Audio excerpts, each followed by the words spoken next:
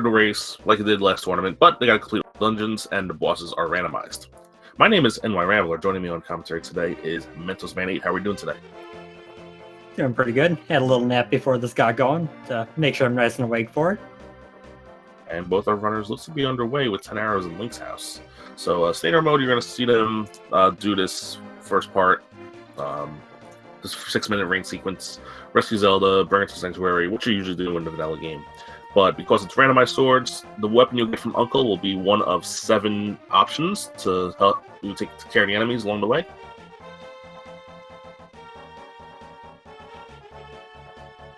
Could be Fire Rod, could be Hammer, could be the 10 Bomb Pack. Let's see what we're going to get. We will have the bow. It's kind of an ideal start. It's progression immediately and also just a very good weapon for escape. Yeah, and normally we would think, hey, I got the bow, let's go to Eastern. Well, here's the thing. You don't need the bow for Eastern. Oh, actually, in Standard you do, because in Standard Randomizer you do, but Armor Knights might not be there. You might go to Eastern, and instead of facing Armor Knights, you might get someone like Colts there, and you need Fire Rod to beat it. So it's not like the bow is automatically opening Eastern Palace up to you guys. Yeah, in addition to the normal, well, you don't have the lamp part of it, you also got, well, this might not actually do damage to the boss, since a good chunk of bosses don't actually take damage from the bow.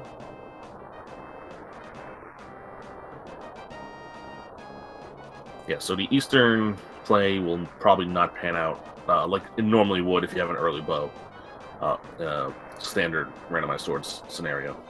And they got their bombs, so they don't have to worry about farming anymore. Yep, always nice to have those in a chest. You don't have to worry about one runner not getting bombs and ending up losing a solid chunk of time just because RNG didn't like you. And we apologize for the setup right now. We're trying to get our broadcast operators to get to what you guys are used to seeing. But for now, our runners are underway, so we will continue to commentate even without the normal setup we have.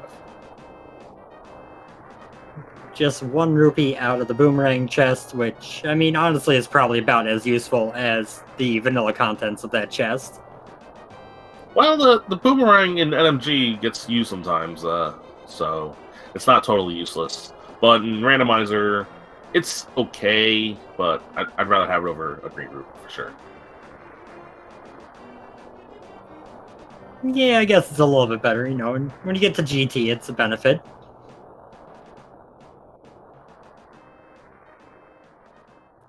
Zelda sells 20 rupees, so we know that the key will be vanilla in the sewers. Yep, and on Aries' side, he's going to hope to get another 10 drops somewhere, just so he's got enough money ahead of time to, for sure, be able to afford the bottle vendor in Kakariko.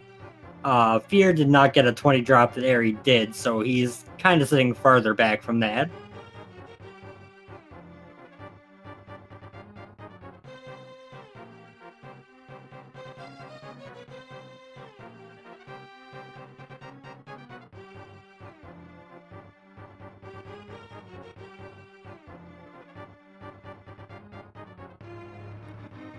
Now, on the long walk back up from Zelda's cell, all the way back to the sewers. Probably not the most exciting point of the run for anyone who plays this game, but there are a couple little things you can do here and there to try to minimize how much time it takes to try to get through it as quickly and cleanly as possible.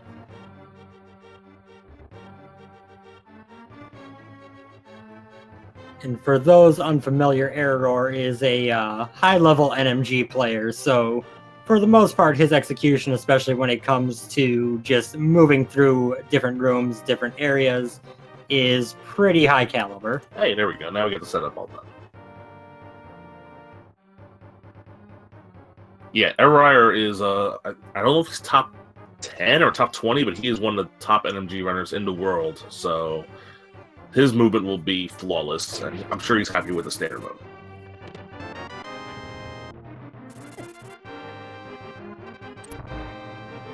Get that vanilla key there. We gotta go face the final boss of Escape, the Key Rat, which is laughably easy with the bow.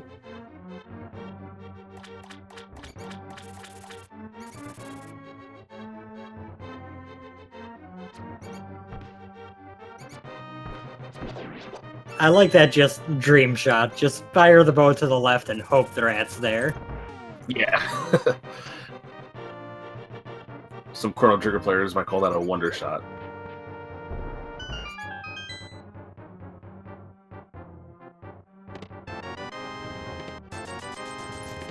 Nap, there's 50, and the hammer.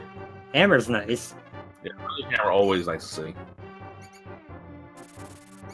I'd say the hammer kind of puts back some value to that quick jump to Eastern, just because hammer can kill most of the things bow can. Not all, but most of them. Yeah, hammer can help you out in some case. Like, it'll help if it's a Mothula, you can kill Mothula with the hammer. You can kill most bosses with the hammer.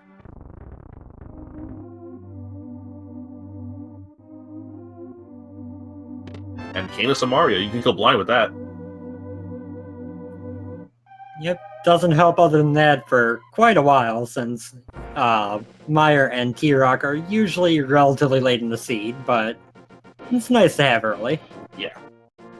And we see a pennant check. We saw crystals, regular crystals at Eastern and at Desert. We saw a pennant at Hera. Again, we're new at all dungeons, so it's only going to matter for access to Ganon's Tower or the pedestal. Yep, usually your main targets are figuring out what's the green pendant and the 5-6 crystal, just because those unlock extra items, and kind of rolling with everything else. Nice tree pull for FEARAgent, getting some bombs from the tree pull. Eriror did drop down first. The mushroom spot's a piece of heart. FEARAgent's going to say no thank you to that. Eriror will probably do the same here. Get his bombs. FEARAgent will get their 50 rupees, and they'll be making their way over to Kakariko. I support everyone's decision to skip a random piece of heart in the very beginning of the seed.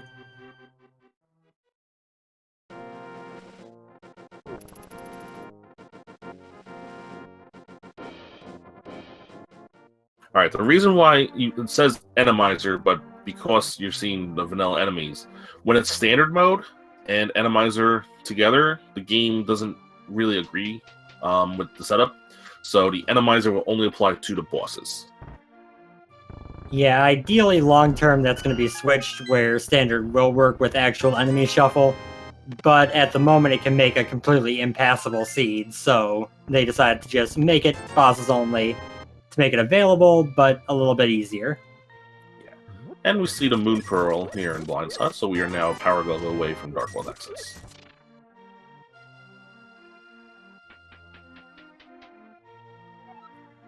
Other than that, just a lot of money, which is pretty consistent with what this area is in vanilla. So, you know, get some bottle vendor, it's going to afford some money for more bombs if they want to buy them, but not really anything big.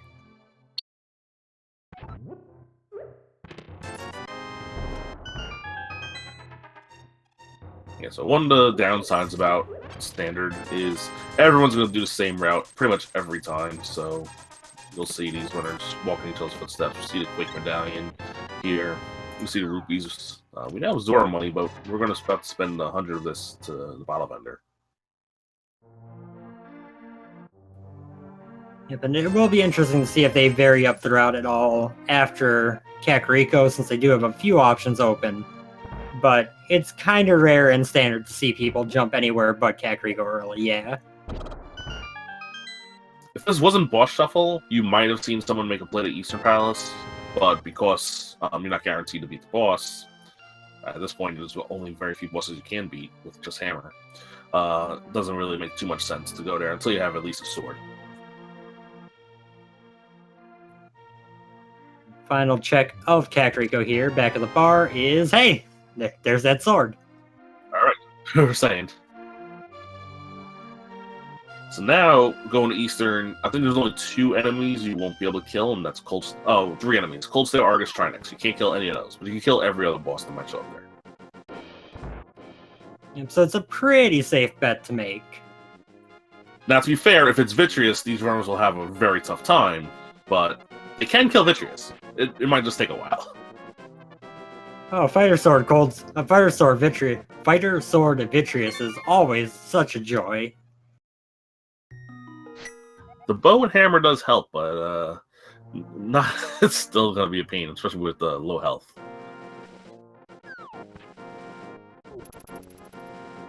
So Eri leaves making the play straight down here to the south shore. We'll see if FEARAgent follows along.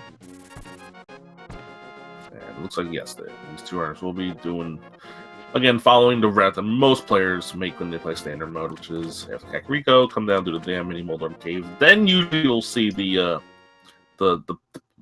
paths branch out a little bit. Little sank card action in the damn first chest. Gotta love seeing that early so that you know you're not going to get it while about to set up a death warp later. So it could have been a key refill if you're down to like 2-3 hearts while you have like 10 or 11. You know, upsides and downsides.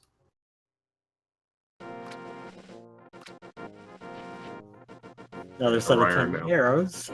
Yep. Eriror heading over to a mini Moldorm cave now.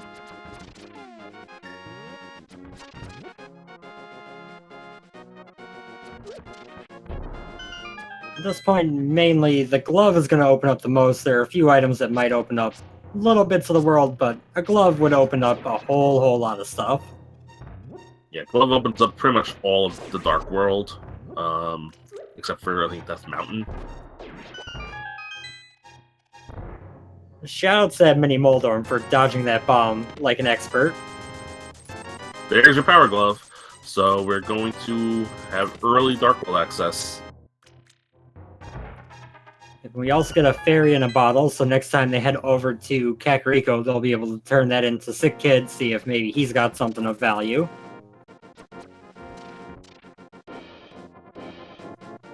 Still gonna head over here to Ice Rod Cave despite getting that glove and all the Dark World access, because otherwise you're probably never coming back.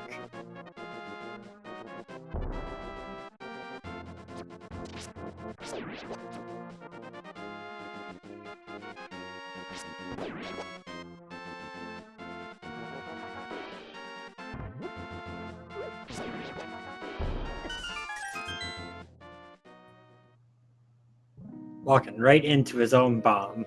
Who is this Eri guy? He must be such a scrub. And gets a shield for his troubles coming here to Ice Rod Cave. He might set up Fake Flipper and go to Zora now. He has all the rupees. And he's got that Moon Pearl, so he can check the Waterfall Fairy. The commonly unknown bit of the water walk from the fairy that you need the Moon Pearl to make it work. I think FEARAgent's heading straight to Hype Cave and to the Dark World.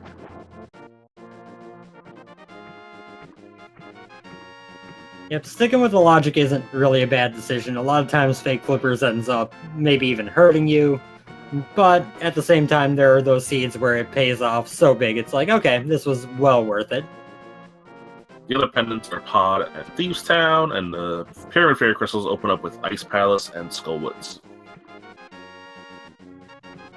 And Thieves Town being that green pendant means they could already get that. I wouldn't be surprised to see someone clear that out before ever going to the Eastern Palace area. Nice blue mail from the hobo. Always nice to have a little defensive advantage, especially with only 5 hearts.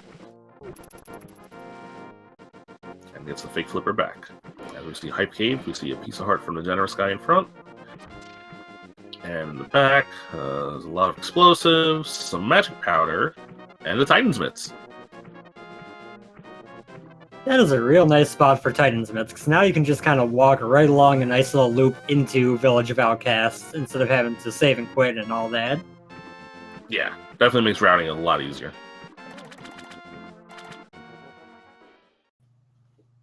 Here's the super difficult water walking glitch. Swim into the cave, swim back out of the cave, and hey, you're water walking. And you get a sword and another bottle. I'm not gonna lie, I'm really enjoying the show-off chest turns on every chest Eriror is opening. He might be good at this game, I'm not sure. Maybe just a little bit. They'll save you, like, a minor amount of frames, but He's pumping. He's pumping. Sorry, he was pumping pretty well up there. You can call me up. You can call Fraser on that if you want. Oh, and a tempered sword. So 2 swords up in the Zora area. it's a pretty solid payout. Doesn't affect logic at all, so you don't have to worry about any kind of shenanigans on that front. But that tempered sword is going to be a huge help over Fear's fighter sword. And a boomerang. It's a digging game.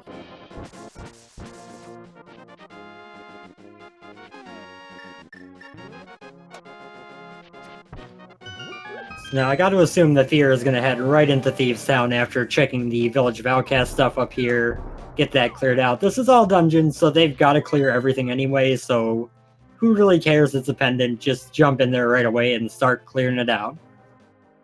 Yeah, especially with the green pendant. That means when you make your first trip to Sahasrara, it'll be your last trip as well.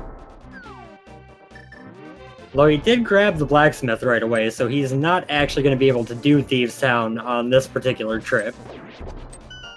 He's got other plans. Looks like he wants to do.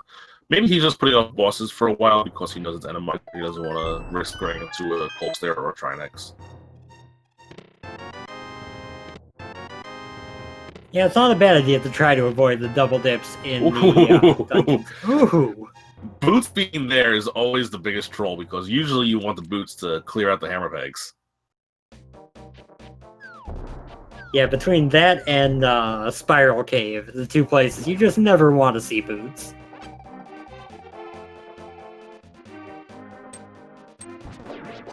So it'll be interesting to see if Eri makes the point to do hammer pegs while he's over here. Or if he makes a little bit different routing and misses out on those for a while. If you want to talk about killing bosses, the Silver Arrows make them a lot easier as well. And they're here in Village of Outcasts.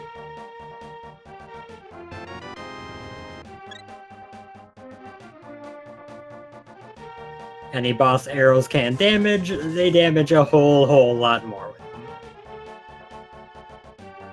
Yeah, now we don't mind running to Vitreous. Vitreous will go down in a heartbeat with Silver Arrows.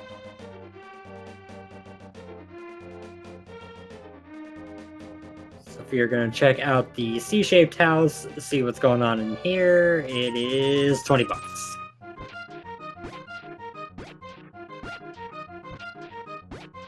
Only 1/15 as good as vanilla.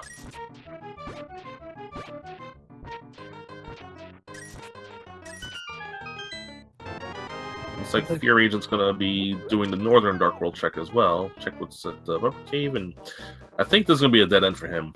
So he's just gonna save and quit and return to Blacksmith here. 50 rupees, so cape not required. And the benefit of this route for him is he's going to be able to bring that bottle to Sick Kid, and then just has to go back to the Dark World when he gets back to turning in the blacksmith and everything to continue on from there. Yep, and he goes to check King's Tomb here on the way, so it's going to work out for him.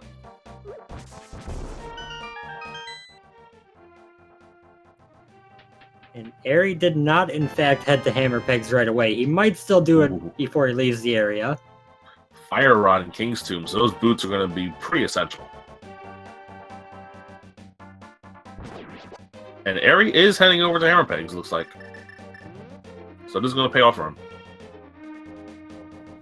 Yep, he is going to be a happy person when he finds those boots. I think this is, what, about, like, 5 minutes after you have boots and NMG? It's already a waste of time.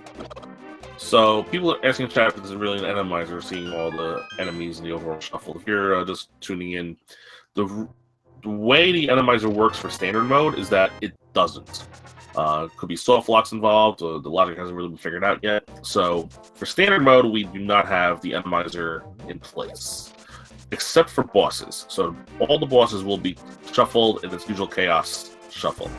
And the Ryer with the defense dash, I'm going to give a shout to Emosara for that. Because she loves herself some defense dashes. I still have never learned how to actually make that happen consistently. I get it about, like, 10% of the time I try. It's something I never try because, one, I don't run MG that often, and two, I'm not that good enough.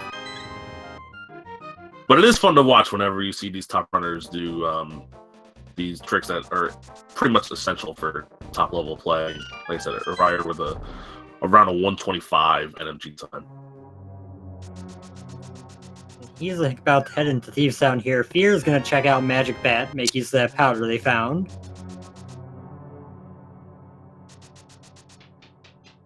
Yeah, the only downside here for Eriror is if the boss is either cold stare or is exactly cold stare. Whoa, mirror is at the Magic Bat. This scene is too friendly early. This is so many items. This is one of those things where it's like the ice rod's gonna be so late.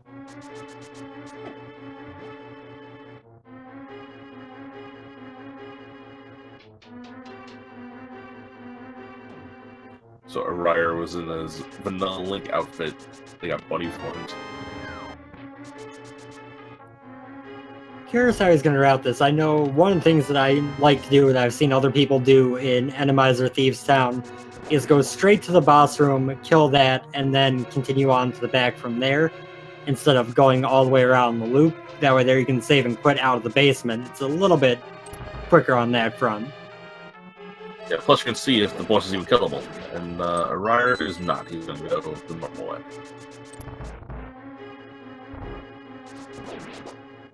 Yep, benefit of this route is you get those extra couple chests, so maybe if it's a cold stare, you find the fire rod, if it's an Argus, you find the hook shot, so on and so forth. You're kind of hedging your bets by going this way. Yeah.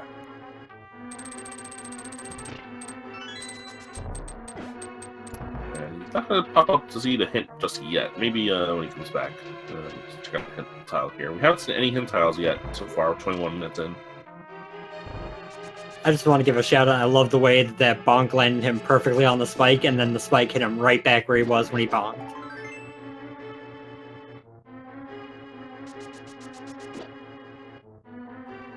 So, minor thing for those unfamiliar with Randomizer, when the bosses are randomized, you don't need to blow up the hole in the ceiling.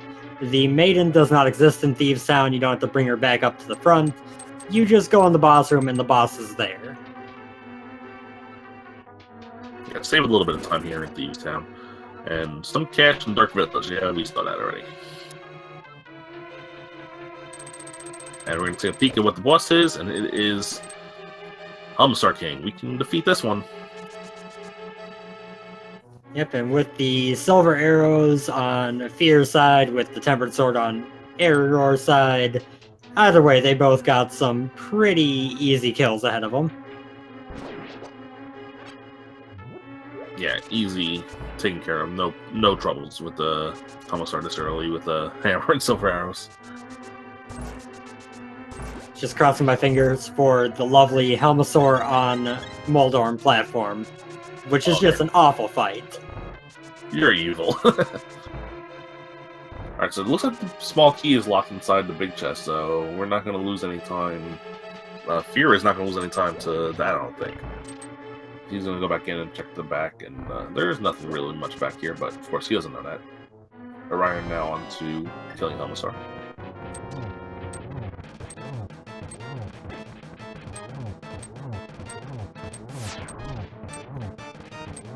This is a pretty straightforward fight.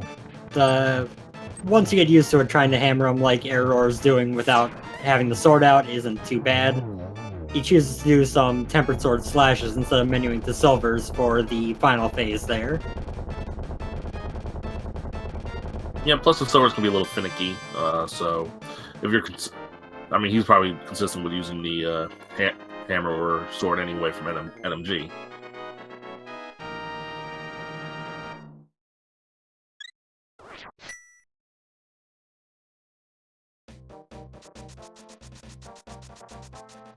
Looks like he is going to come down and grab the blacksmith, so theoretically by the end of his upcoming moves, he's going to be kind of right where Fear is. They just did things in a slightly different order.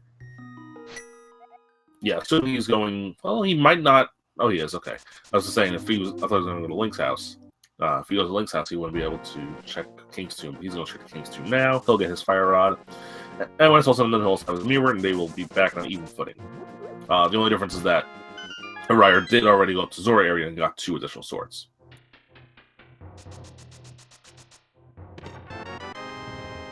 I'm curious if we're going to see these two make the play for Skull Woods right away. They're down to 2 bosses they cannot kill at the moment, just Trinex and Argus.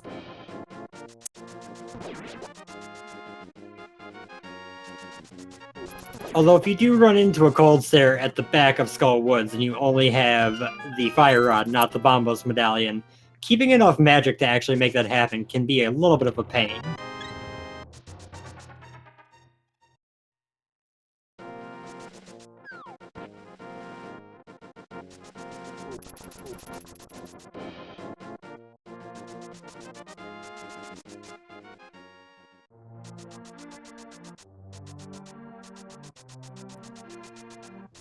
Eriror's going to turn into the sick kid here. Yep, and Fear is leaving Thieves Town. Has a slight little advantage in terms of the stuff over here because of not doing the fake flippers that really paid off for Eri.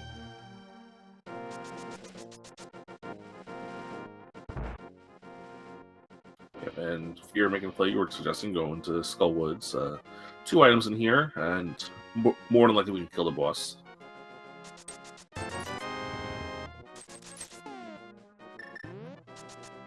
Yep, and they could sequence break up to Death Mountain if they so chose, which would also be an interesting play. With the Mirror Hammer, they can do all of Light World Death Mountain, everything except for 3 chests and Hookshot Cave of Dark World Death Mountain.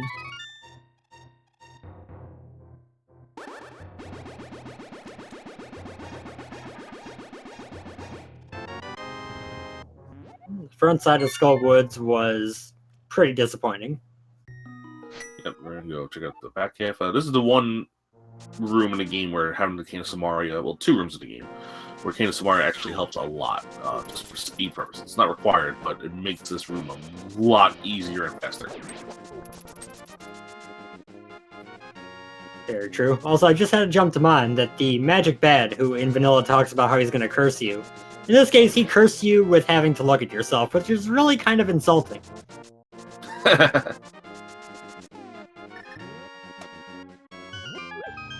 And Eriror, oh, Fear just got grabbed by the Wallmaster there. Eriror's gonna go with the mirror now. He's gonna head to Pod, probably visit the hospital, turn that green pendant on the way, and then, yeah, it looks like that's exactly what he's doing. Yep, should be able to knock both these dungeons out, pending the bosses that are present. Yeah, he's low on health, but he does have a fairy in a bottle, so not too risky at the moment. Just bombs for returning the green pendant. Let's see what's here in the back of Sahashula's hut. A green potion, that's about it. Not the most, didn't miss out on much. Then Fear making the play down to that chest under the bridge before going to Mothula is rewarded for his efforts with a compass. So I believe we haven't seen any items yet, so that means the 2 items are going to be on the boss and in the big chest.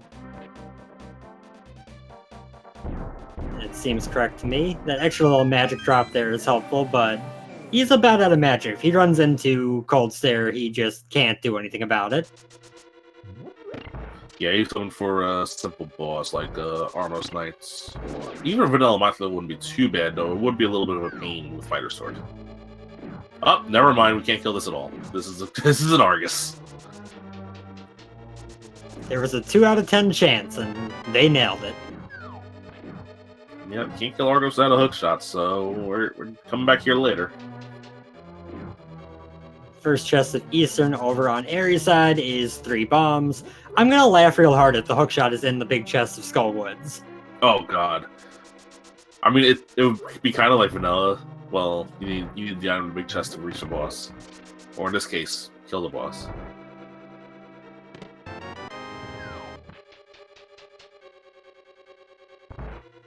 Early big key over here in Eastern, so that'll be a little bit more convenient routing if the couple next chests are both items. Ooh, we have Ether in the big chest. 2/3 of the medallion game down. You got a 66% chance that you don't need to find bombos.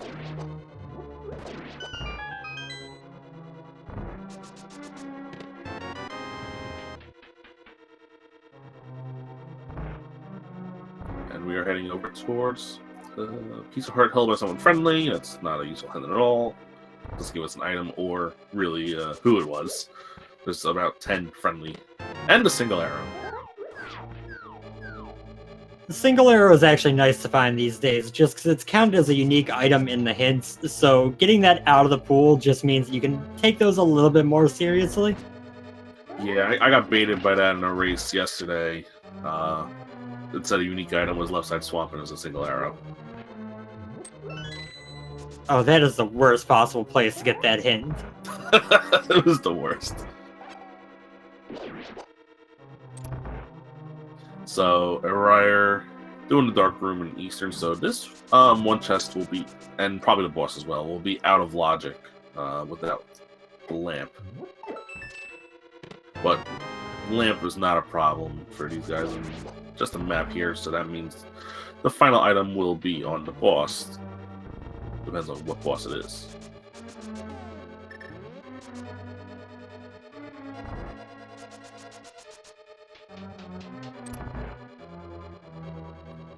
Let's see, at this point, the things that you really want to see are either the hookshot to open up the remainder of Death Mountain that's not open, or the lamp or flute just to tell them, hey, it's time to go to Death Mountain.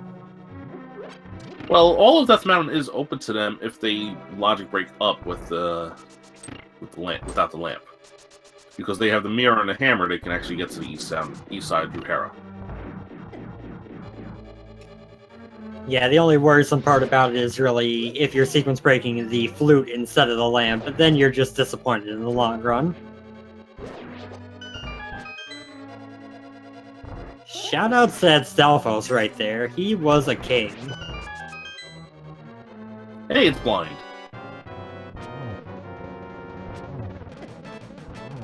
So this is the interesting thing in Randomizers. Whenever you fight a blind, it's not going to ever be the scripted pattern that you know from NMG. So Ares going to have a little more trouble with this than he normally would. I don't think he'll have much of a trouble issue, but he might. He's on the one heart. He has a fairy though, so he doesn't have to worry too much. And now he doesn't have a fairy anymore, but he's got 7 hearts to deal with, 3 more hits to blind, so that's not going to be an issue. What's funny is that one of the things Ari was practicing leading up to this race was practicing the vanilla blind fight, which doesn't matter too much here in Randomizer. Oh, the butter sword. Okay. Take all the old casual 33-minute butter sword seed. Not just 33-minute butter, but 33-minute butter and silver, so just nothing is going to pose a challenge at some point. Unless more blinds. That's the only thing Ari doesn't want to run into anymore. Especially the vaunted Misery Mire blind. Or how about Ice Armos blind? That one's also no fun. I miss Lambo 2 blind, where the door just automatically opened. It was like, okay, you win. Alright, so now both our runners here in Palace of Darkness. Again, full clearable, 6 items to find, unless, of course, the boss is either Gold Stair or Trinix. And because we're dealing with Chaos Randomizer for the bosses, you could run into more than one of a certain boss throughout the game.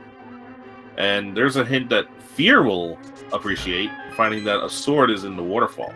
That'll incentivize them to go up there more likely. Yeah, it's definitely going to make sure that the sword game balances out, where it was potentially going to be a little bit unbalanced before.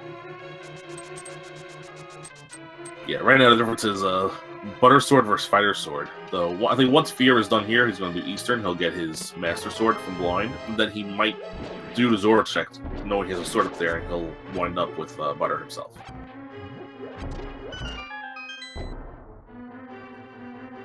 That bomb just tiny distance too far away from the wall to actually blow it up. I do like this route that Aries taken here, going to the right side first. It kind of can give you a little bit of information about whether the big key chest is more likely to be a key or a non-key. So it can kind of help save you a little bit of time in some cases.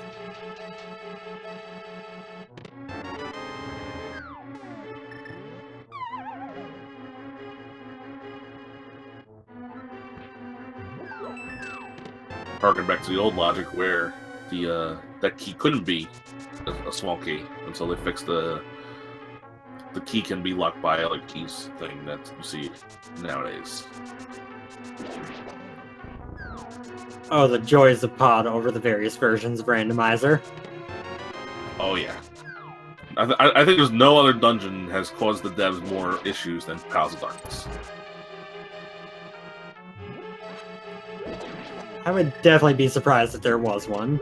There's the big key in a nice convenient spot, and Fear is going to go check the Harmless Hellway here. And you get some lunch. You're not going to complain about some lunch. Now I'm in the mood for some Chipotle. So again, dealing with dark rooms here in the House of Darkness. At least they'll have Fire Rod for when they do the Turtle Room, and Eriror will use the Fire Rod here to make this a little easier as well. Find the Bug Net. Bug Net's super good in Swordless. Not so useful anywhere else, really. Yeah, that's something you definitely want in Swordless. If you ever tried to kill Ganon with just a hammer, you'll know what I'm talking about. Yeah, the net is certainly useful when you're, getting used to Rando or getting used to Link to the Past in general for catching fairies. But at the level of these two, they're probably never going to actually pull it out of the inventory. Hey, we see a shovel.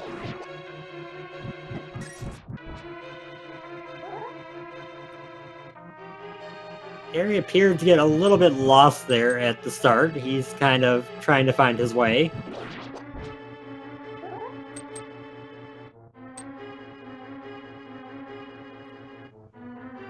Downside of Dark Maze is it's very easy if you know the pattern and you get through it right away. The moment you get off pattern, you just go, where am I? What do I do?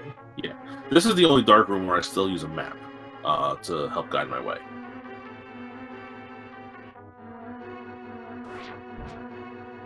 Okay, he found the door, so now he can back out, go back in, kind of reaccount for getting thrown off course by the Kadongos in there.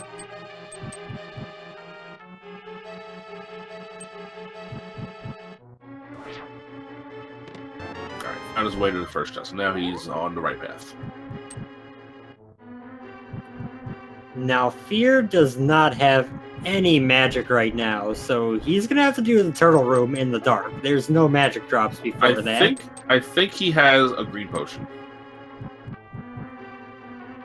That could be possible. I know we've seen one, I just don't remember where it was. It was back to Hashla, and he definitely visited there before coming here. So he definitely has a green potion.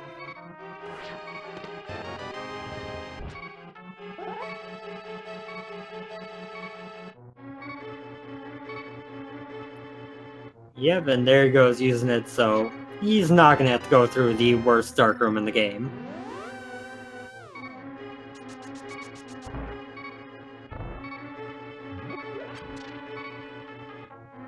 Get the lovely wall-moving cutscene, which is every bit as long as the Misery Mire wall-moving cutscene. But since you can see the wall move, it feels a lot less time. Yeah, the Wizard Mire one feels like it takes forever.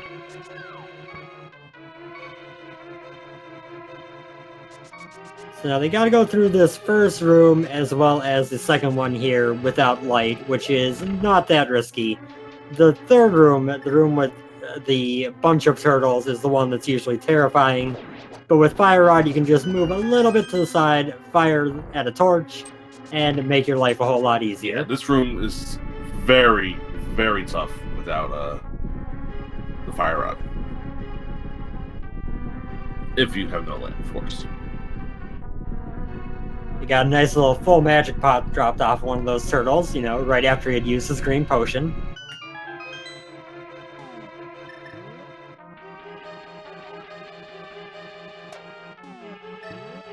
fine. Hey, is this even randomized? I thought we saw this guy already. Stupid Chaos Shuffle. Well, this is one of the bosses where, you know, he's not hard to defeat. He's just a little bit of a time waste compared to some other bosses which go down a lot faster. But Fear takes him down no problem. Yep, and Ares' fight is going to be just a little bit faster than his last one. Since now he has butter, it'll be 2 slashes instead of 4. Yeah, whereas Fear took out the silver arrows again, because again, he still has Fighter Sword.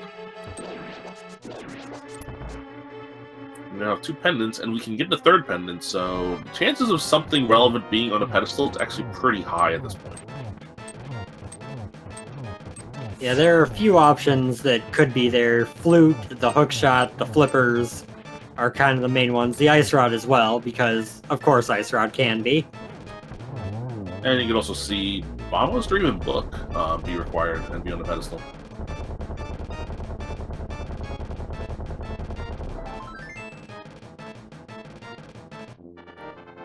So we'll see where these two end up going next once they're into their next move. Ari's going to be leaving the area a little bit sooner, going over to do whatever he does next because he didn't take the time to dip Skull Woods yet.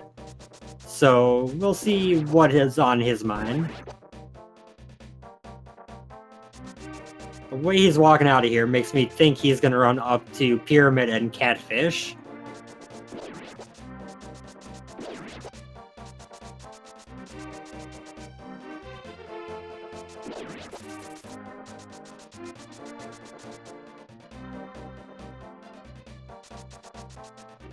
So despite all those items they got super early, there aren't a whole lot of things going on in terms of open areas right now. They've kind of bled everything in logic dry by now.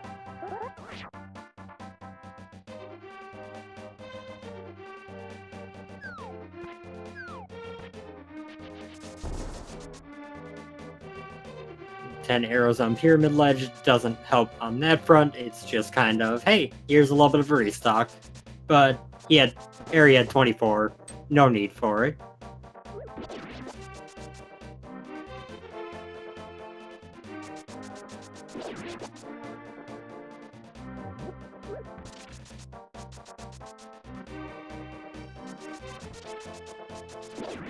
Here, entering into the Dark Room in Eastern Palace, one of the earliest ones most people learn. Just because it's really annoying to need to find the lamp to get this chest in Eastern sometimes. Yeah, this is definitely the first Dark Room to learn, and probably the easiest to learn, save for maybe the Old Man in the mountain. And I'm looking at the thing, I'm pretty sure the only dungeon we can complete right now is the 3rd pendant dungeon, Tower of Terror. Yep, and that's not even in logic due to the lack of flute or lamp, so I guess lamp or flute is probably at Agina's cave. I think that's the only thing in logic that we haven't seen yet. We haven't seen Purple Chest yet, so that could be a possibility. And it looks like Ari's gonna, I think, A, check Aghanim's Lumberjack, and then B, go up to Death Mountain. I did forget Purple Chest existed for a moment there. Just 50 rupees, so we can put off Aghanim until the end of the game if we want to. Get a nice little health and magic refill right before the Ganon fight. Here we go on the trip up Death Mountain.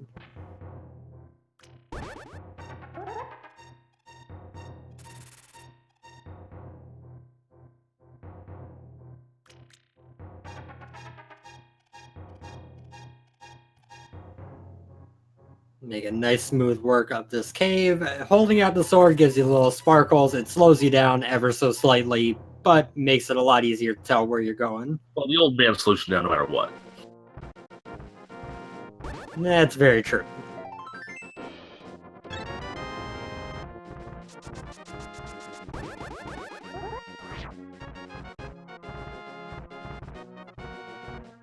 Old Man with a piece of heart, and now a little bit of spin speed to get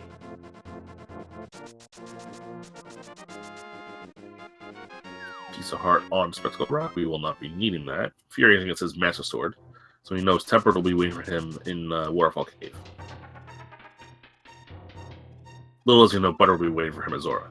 Oh, there's your lamp, so that means Flute is probably out in the overworld somewhere. And we get the red mail will be in Swamp Palace Big Chest. Yeah, lamp up here would mean that those two locations we mentioned earlier, the Agina's Cave and Purple Chest, are very likely to be the Flute location. Yeah, so Eriror will take note of that. He definitely has that in his head now that with the lamp being there, Flute has to be one of those locations he put off in the overworld.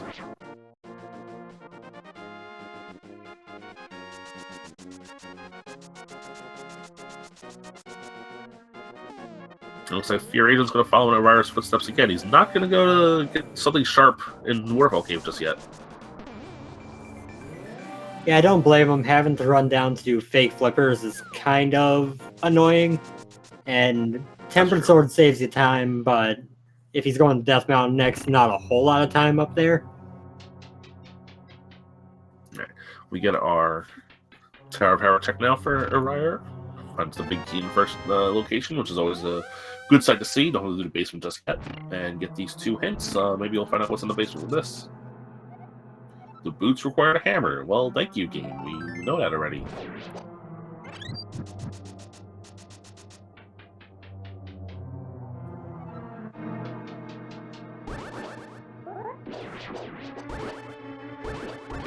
That was a nice little boost there.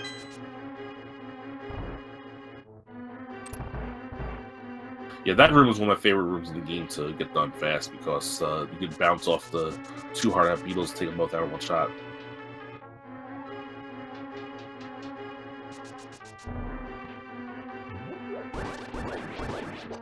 Now we got these 2 chests coming up. First is the small key, which opens up the basement. Oh, some bombs in Kakariko Well. Thanks, buddy. Yeah, some of these hints are better than the others, I will say. Alright, no second item just yet, so 50-50 shot. It's either on whatever this boss is, or it's in the basement. Come on, Helmasaur. I mean, they can kill Helmasaur, it'll just take a while. Oh, it's Holt's there. At least they have the fire to kill it. Yep, and Air is sitting at full magic, so he can actually have enough magic to kill it. He has that green potion anyway, but you want to save it for a more convenient time. Man, the look Holt's there with that middle hole is gonna be so funny to watch him dodge. This is great. At least he has Butter Sword. This is gonna be a big deal for FEARAgent though. Because he'll probably have to just... Oh, he's gonna have the hammer or Master Sword to send me down. And there's your second item. Never... One of the rare times you're not sad to see a green rupee there. On the bright side, that's both of the green rupees have been found. They'll never find another one. Yep, they found both green rupees and the single arrow, so all the troll single items are out of the way. Yeah, as you were saying, Cold Slayer with Master Sword on that platform is not gonna be a fun experience.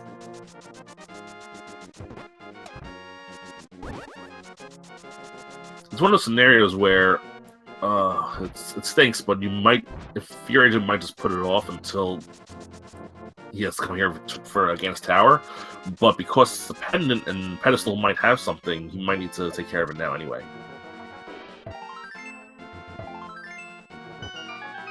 Yeah, it's not the easiest choice to make. Alright. Ether is needed for sort of rock. Eriror does not have ether yet. Where was that? FEARAgent got it already. I forgot where it was. I want to say that was in Skullwoods. Yeah, Skullwood's Big Chest, you're right. Interestingly, he could get into there and do a good chunk of the dungeon, possibly even full cleared if he had that medallion, so that could come back to help out Fear a little bit if there's something important in there. Yeah, you don't necessarily need the Ice Rod to complete Total Rock and Randomizer.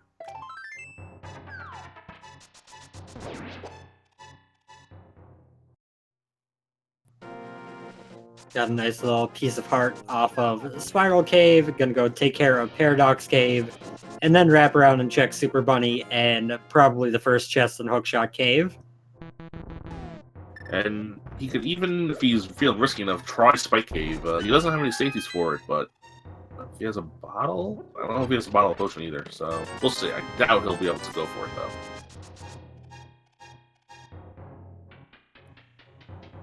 Yeah, at the very least, it would be very tough and out of logic, so it's kind of probably not worth the time.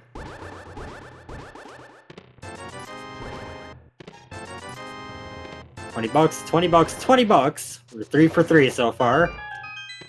4 for 4? Oh, Stupid heart piece. ruined! Alright, hard reset.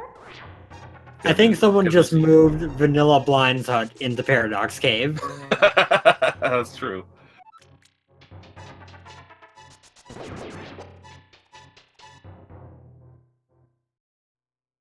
Alright, FEARAgent gonna do this cold stare fight. Let's see if he can get it done with what he has. He kind of looked over his options, I think, trying to make sure that he didn't have Bombos. To be like, can I at least use Fire Rod for this? You can't even do this, the trick, he takes the death.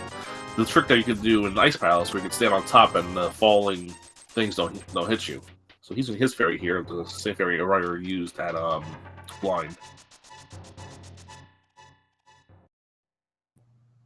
It was at that blind fight in Eastern. Yeah, Fear already used his green potion, so he doesn't even have that. And he's down to 1 heart of health left. Yeah, those falling ice chunks are doing a number. 20 bucks in the bunk chest of Hookshot Cave, so that's not Fear takes value. the death. I am curious how he's going to handle that, if he's going to just leave and come back later, like you were talking about earlier. Yeah, he's gonna at least come back. Well, he knows there's a sword, and now he might go get that sword at the well. Yeah, and even if he does want to do the Cold Stare fight again as is, he's going to probably just make a point to come to Super Bunny Cave, get that full magic over there. That Dead Rock, though. Alright, we're going to see a very interesting play from Eriror, and I like this. He's going to do Skull Woods, and he's going to pull the pedestal while he's over here. So he'll get his Ether Medallion, and he'll also get the news that he cannot kill the Argus that's in the back of Skull Woods. But we will see our pedestal get pulled within the next 5 minutes, so get your get hype, chat. I know you love this. I'm going to pull for some pedestal flippers. I'm not going to say hookshot because that would just be way too convenient with that Argus.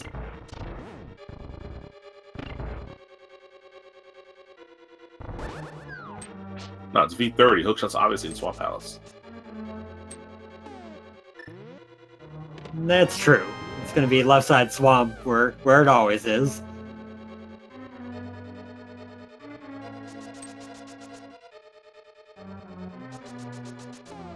So Fear using the mirror a little bit different for his route through Death Mountain.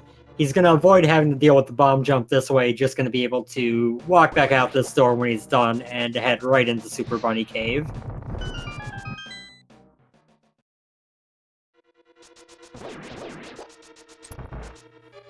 I totally forgot the 2 chests downstairs in Paradox Caves were also big 20s. So that was 6 out of 7 chests.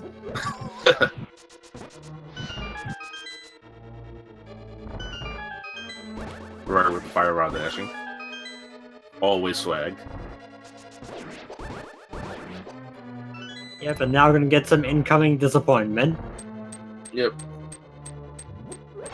And here comes the bad news. You're gonna drop down, and you can't kill this guy.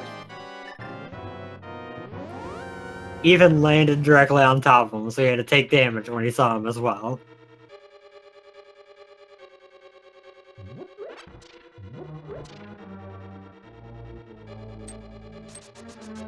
Yeah, as Chad is mentioning, I am kind of expecting Fear to dive into T-Rock while he's here. It's 5 more items plus 1 in Mimic Cave. You can't really speed it up all that much in Go mode, And since there's no guarantee it's a try next, you can probably full clear it. Alright, pedestal height, guys. Do we have something required on the pedestal? No, it's 5 rupees. Listen, they might really need that $5. I don't think so, stop it. I'm sure there's some way he can spend all 730 he's got and still need that 5 more.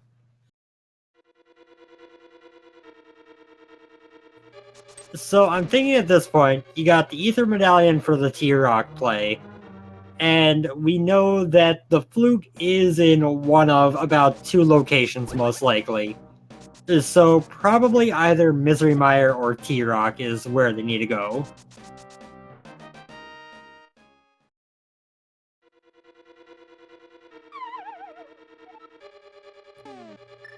Although I guess those locations that could have the flute could also have, say, the flippers with the flute in Ice Palace or Swamp Palace, or things along those fun lines.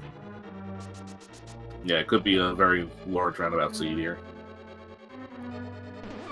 I also forgot that there was K45 not checked yet. That is true, you have had the mirror. So there are a few other spots in the overworld where try to get to find that flute. That flute's gotta be one of those very few spots left. Fear, no, there's a full magic in Super Bunny Cave. You just had to run to the side a little bit. Oh, he left up there. So let's see where his next place is gonna be. It might be, let's see. It's looking like he's gonna go get that sword. Yeah. Like, nope, I just saw that cold stare in Tower of Hera. Never again. I'm gonna go get this. Going to set up a Boots water walk for it as well. Get close to the hole, dash out the cave, and then next time you jump south into the water, you'll be walking on water because reasons.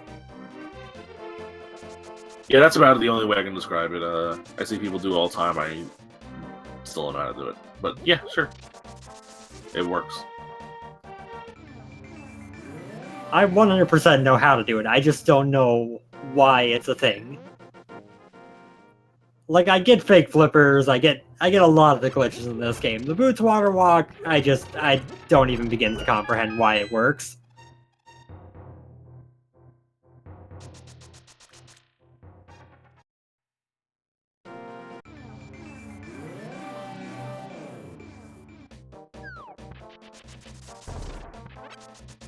So, Eri looks like he's headed back over to the village, gonna probably grab Purple Chest, go on the hunt for that progression that he knows is somewhere over in these last few overworld spots.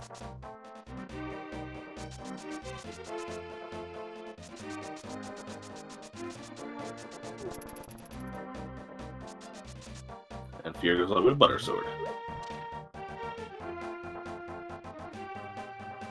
It's one of those moments where you're like, why didn't I fake Flipper at the start of the scene?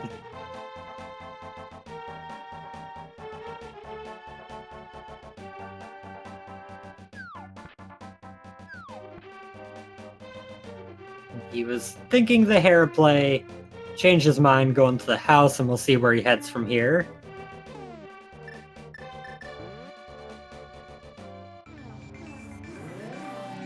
Alright, so we're gonna get all 3 locations that I think the flute kind of has to be in coming up right now for Eri. And there it is. First one. Get the flute from K45.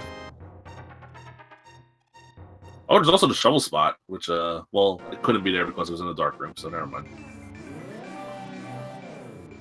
Yep, but it could have something. No. No.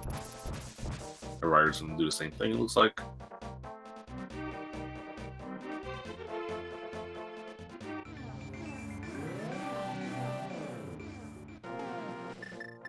Now, if Fear goes to do cave... Well, no, he's going to do Agina's cave. I was going to say, if he goes to do cave 45 from the south, he'd be in a very convenient spot to just walk right back up to Kakariko and activate the flute.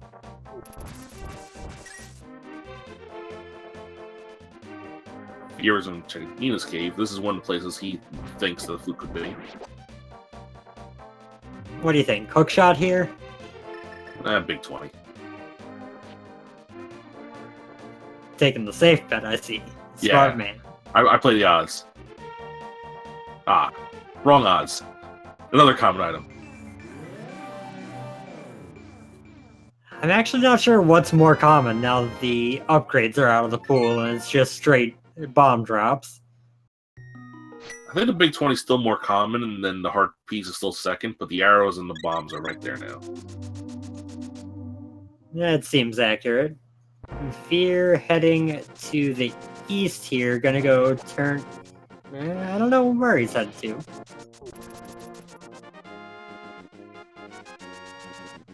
Oh, he's gonna go buy a potion. And probably go back up to Cold Stare. Yep, and then use that to head over to T-Rock and be able to open it this time. Yeah, you got a lot of bottles there, Fear. You can fill them all up. Even offering the witches a present of his dear friend, the bee.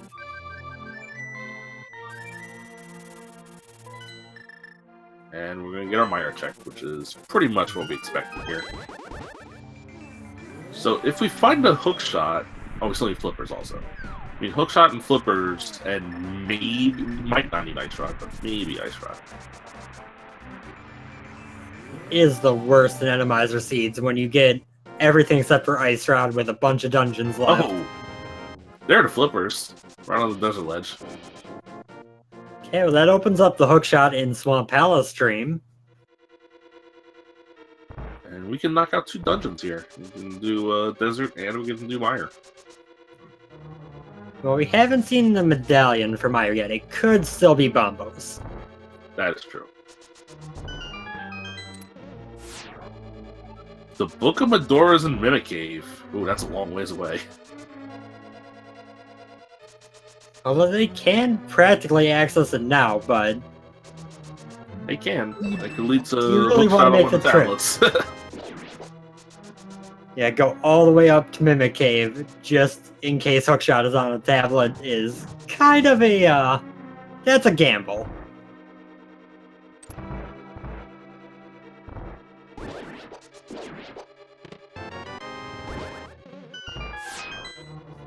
Item number 1 from Desert, 10 arrows. Another big key, which it had to be at this point. And he's going to go kill the boss first. See what's going on in there, and if he drops an item, he doesn't have to come back for the big chest. If he doesn't drop an item, well, we'll go back for the big chest. Or do Mire shit first. Okay, sure.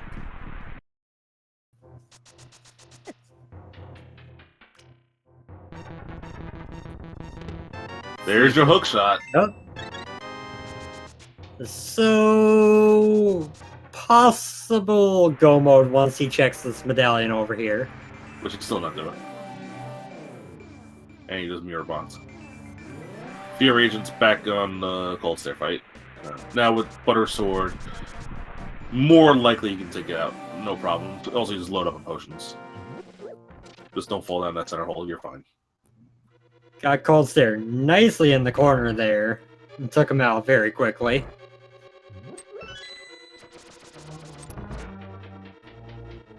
At this point, we got 2 questions remaining. 1, what is this medallion that Eriror refuses to show us? And 2, is there going to be a single Trinex in this seed?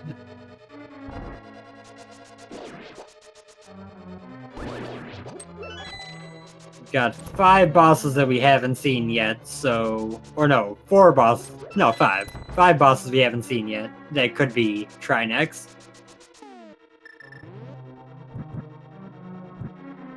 See what's waiting here in Desert. As Fear looks like he's going to go to Turtle Rock. Yeah, not a bad play. We know that it might not be the most worthwhile play, but he's going to have to clear this eventually anyway, and he's already up here. Yep. And it's our old buddy Mothula here in the Desert. So, fun thing about Mothula and Randomizer, as long as it's not in his own room, it's pretty free. Yep, and because the devs of Rando fixed the Butter Sword against Mothula, you can actually just attack him instead of having to poke him the whole time. You get a second hint that's a unique item requires a hammer. That could be a boots hint as well, but we already saw the boots hint, so maybe not. Maybe not. And Quake from Meyer, so Eriror is in dodge, try, next go mode. The cross your fingers and dream mode. Yeah, gotta love Randomizer.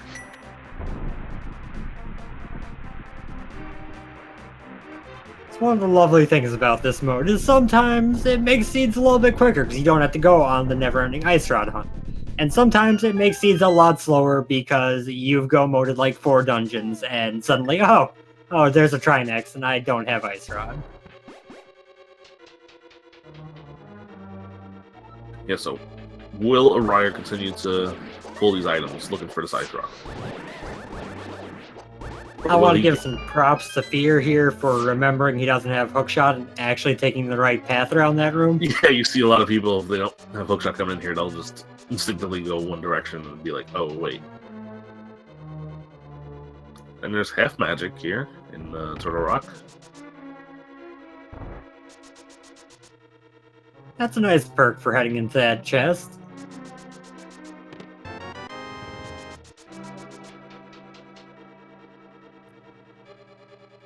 So ideally for Eri, honestly, is a GT Big Key in the last chest he checks. So you can get all the Ice Rod checks in without really wasting any time if it's not there or not needed. Yeah, well, obviously got to check all these chests anyway, looking for the big key here from Meyer.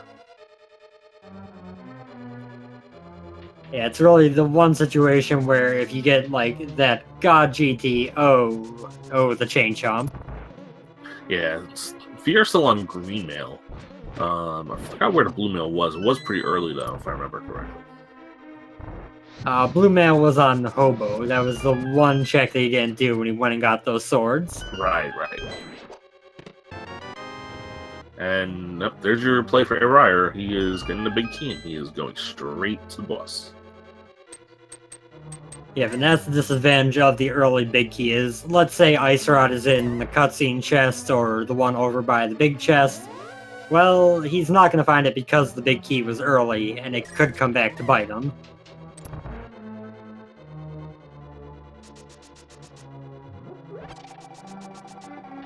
Just a small little tip for those out there watching, if you notice FEARAgent got hit by that anti-fairy when a lot of people managed to walk right by it, that was due to stair lag, because he walked down directly out the door. He was a little bit delayed getting out the door compared to if he had walked right first, and that gave just enough time for that anti-fairy to get there and hit him.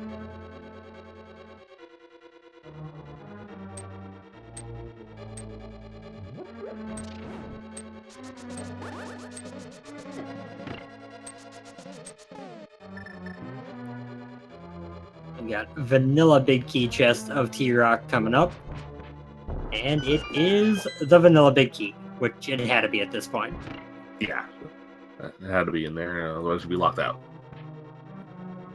I realized that about halfway through, and I'm like, well, I gotta stick to it now.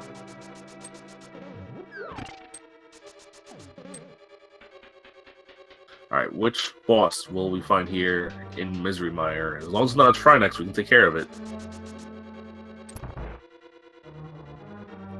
It's a cold, not an Argus.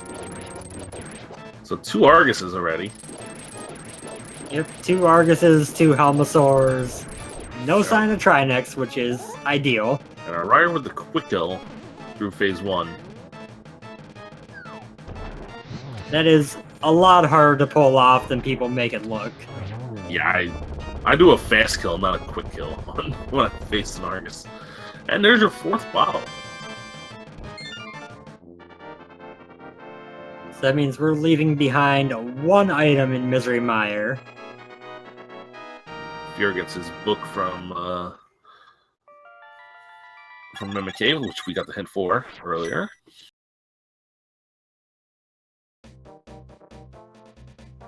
So I gotta assume Eri is just gonna start blowing through these dungeons. He's probably gonna do Swamp and Ice next, clear out Skull Woods eventually, then head on. Still gotta check the big chest here in the desert. Still has an item. So he's checking this, which is interesting. I don't know if he... I guess he found 2 items in Mire. He still wants the security blanket of finding an ice rock. Thought he only found 1 item in Mire. He found a bottle. I don't know if he found anything else. You might be right. He might not have found anything else. So I definitely support the pseudo go mode Mire and just hope that it's not the answer. Yeah, I guess checking quick locations like this, like he'll skip left side swamp, but he'll check everything else in the swamp probably when he goes there. Same with ice, he'll go mode ice, but he'll check the 2 chests that are pretty convenient.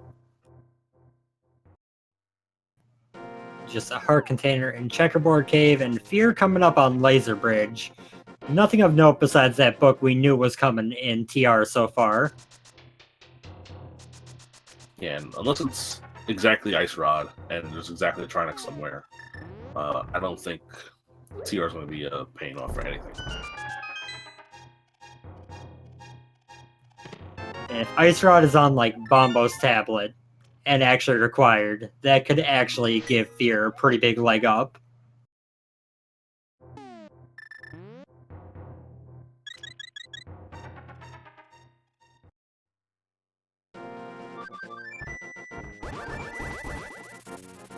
First chest of Laser Bridge is a map. Second chest, $300. And he is getting owned by the lasers. It appears that he said, you know what, screw laser skip, I'm just gonna walk through these things. I'll just tank it. Yeah, just tanking things. Alright, Eriror heading up back to Skullwood's gonna take on this Argus.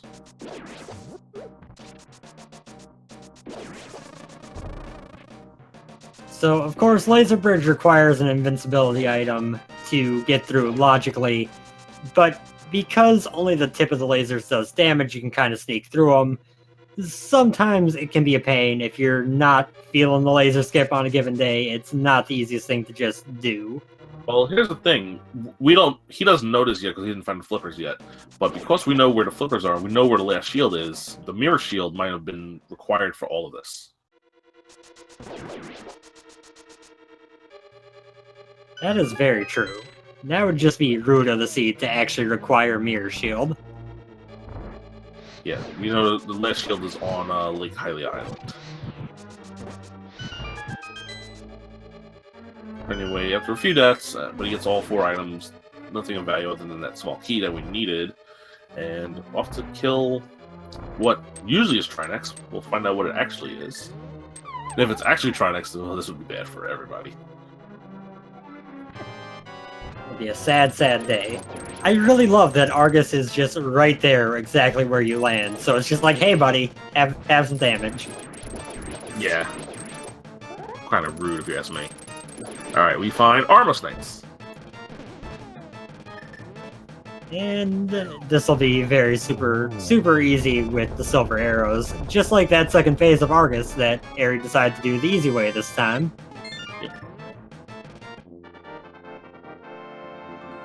Alright, double crystal cutscenes on our screen. One for Totorock, one for Skullwoods.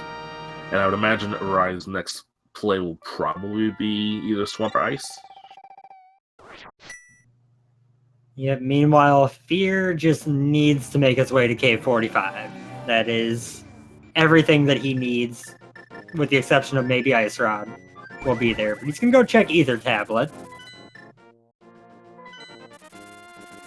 And Eriror is going to go to Ice, it looks like. Yeah, Ice and Swamp are about equal in terms of items. It's just, I personally would choose Swamp first, because if the boss is Trinex, it's quicker to get back to.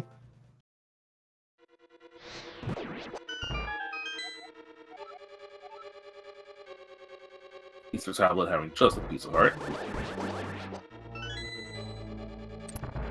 Will we see Spike Cave from FEARAgent? It's looking like we will. He'll have to use one of those blue potions he's got to make it through there all the way.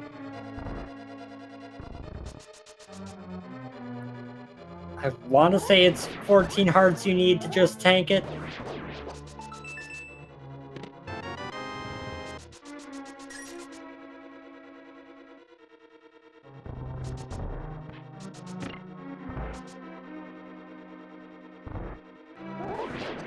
Just with 10 arrows.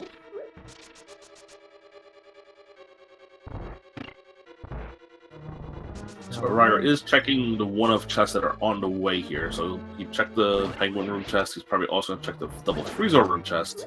But other than that, he's probably not going to do anything else here in Ice. Yeah, it depends on key placement too. If he gets a key in Freezor chest, he might go back. Ooh, oh. Did you see the hint? Oh! Ice Rod's in Misery Mire. Oh, so God, that is... That one item he skipped could really bite him? Well, it could if it didn't get a hint right there. Knows that where it it is was. now. Although, if Trinex is sitting at the bottom of Ice Palace here, that's really gonna hurt having not picked up that item while he was there.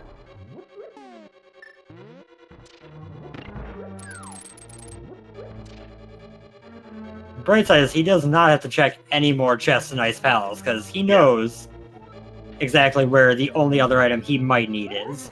Yep. FEARAgent's going to pull his 5 rupees of destiny here.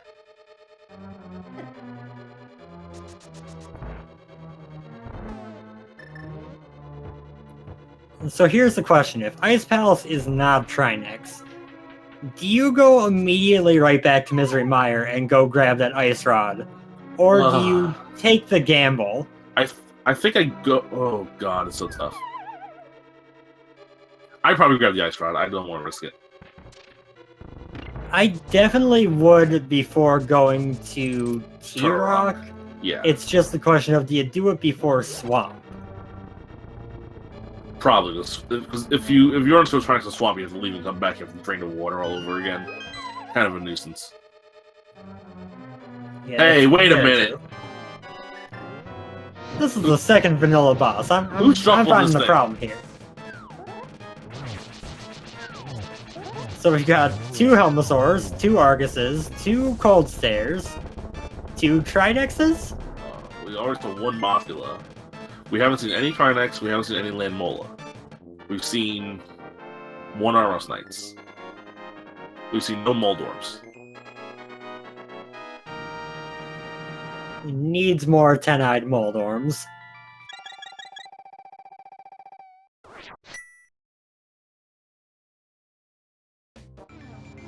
Fear about to finally get his flute. Alright, Eriror, you gonna fly back to Mire, or are you gonna go do Swamp? He's going to Mire. He's not risking it at all. Yep, don't blame him. I gotta assume he feels pretty comfortable where he's at in the seed. So I can't blame him for wanting to just play it safe over taking the risk.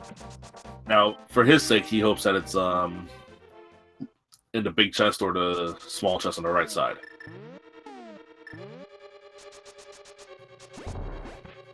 Yeah, although the small chest on the right side is kind of a pain, so you would have to run over, flip the crystal switch, run all the way back.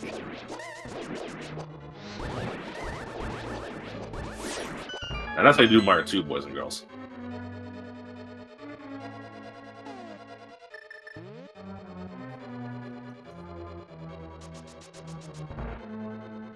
Alright, is it here in the big chest? Let's find out. No, comes. So I'm trying to remember which chest he did check. I know he didn't check the cutscene chest. It could be there. Could be this chest right up here, and I don't think he checked the lobby one. Yeah, he checked. The only one he checked on the left side was the fire rod blocked one downstairs. So he's gonna flick the switch. Probably check the one here. Probably check the vanilla small key chest, the chest on the right side, and then the last chest he'll do is the cutscene chest. There it is. There's the ice rod, and now it's official at 1 hour 19 minutes. Even if he didn't need it, he's now in go mode. Yep, he's moved from decent percentage go mode to 100%. And we're gonna see these last couple dungeons of his be blown right through at this point. Yeah, he's just got to do Swamp and Turtle Rock, both pretty easily, especially Turtle Rock being Armos Knight's boss.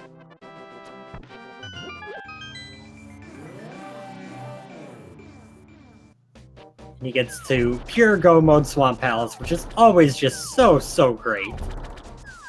It really is a good feeling. And both ice and swamp being able to do straight go mode. Such a good feeling.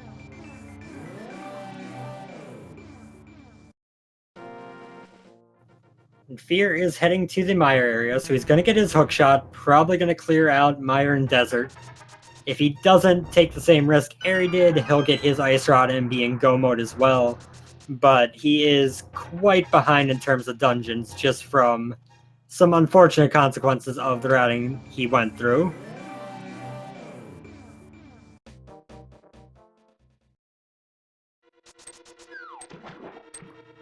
The lack of the couple swords causing him to die to that cold stare, having to climb the mountain again for that, as well as T-Rock, and then kind of missing that flute about as long as possible.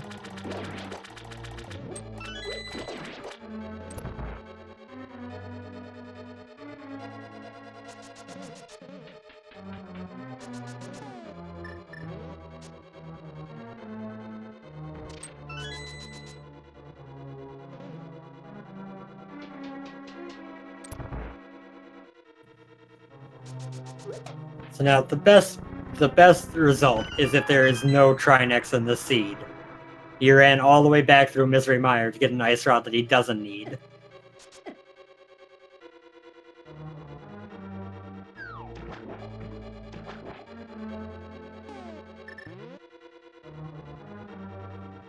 Going to grab this small key and then skip right to the end. Swamp Palace is nice enough to be locked by the item in the big chest instead of a big door. So once you have the hookshot, there's just no reason to find the big key. It's meaningless. Yeah. And NMG, you have to go all the way to the left side, get the big key, just get the hookshot out of there. Yeah, fun times. That's why I like Randomizer. There's some things that you have to do in NMG that are just a total ugh. I'll give you that, but I mean, Randomizer has done some pretty mean things to me before. I mean, yeah, that's true. I want to say it was the Entrance Shuffle tournament last summer when they had to do First Fighter Sword Vitreous with low health and green mail for Moon Pearl to get Dark World access. Well, that sounds like fun.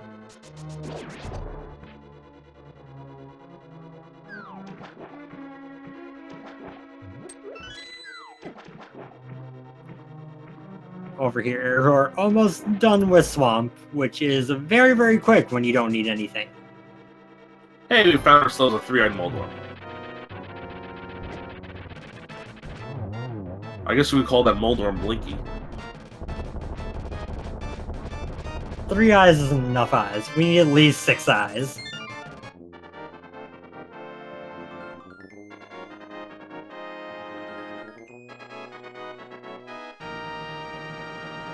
That is crystal number 6 for Eri. Fear is about to get his, let's see, 3rd crystal. He will have Swamp Palace, Skull Woods, Mire, and Ice to do after this.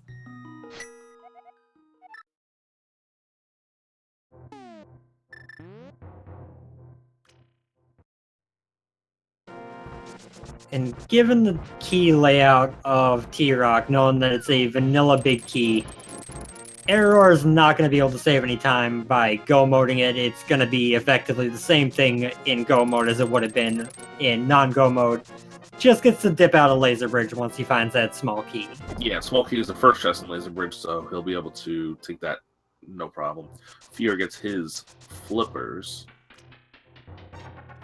That bonk off that dead rock was fantastic. So now Fear is now also in Ice Rodless go mode.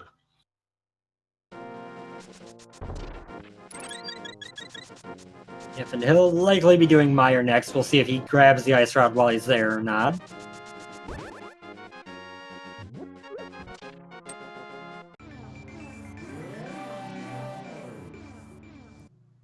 If there's a Trinex in GT, though, Eri is going to owe a lot to that Ice Palace hint.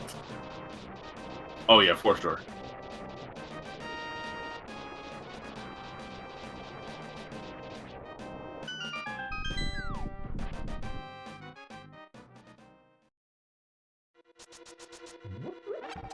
So if you're just watching, just to confirm what you may or may not be thinking, Aghanim 1 and Aghanim 2 bosses can never be shuffled. They are always Aghanims.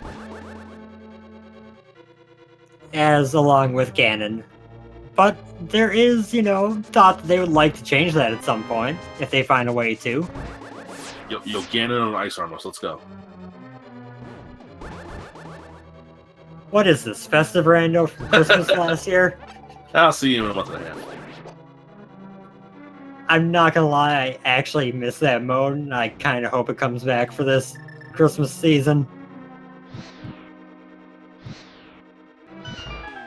It was both awful and wonderful altogether. Well, it is the most wonderful time of the year, after all. That's a fair point.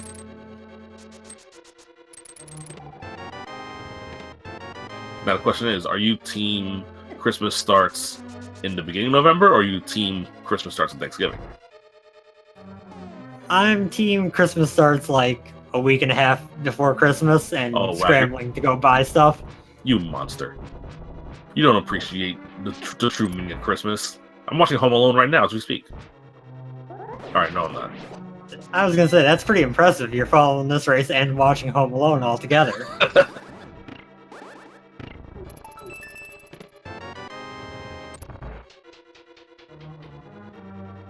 So Fear is getting his bridge chest here. And then he'll go to the left side, and it just becomes, is he going to get that chest with the ice rod before he moves forward?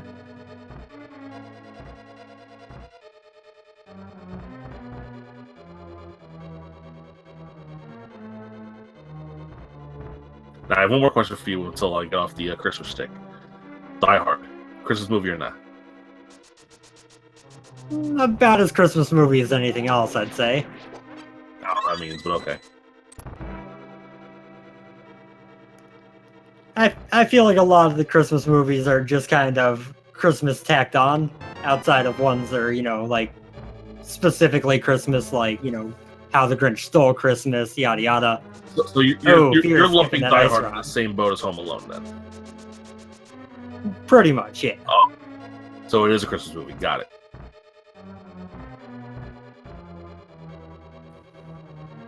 And Fear did skip the ice rod, so hopefully there's no Trinexus, or he also sees that hint.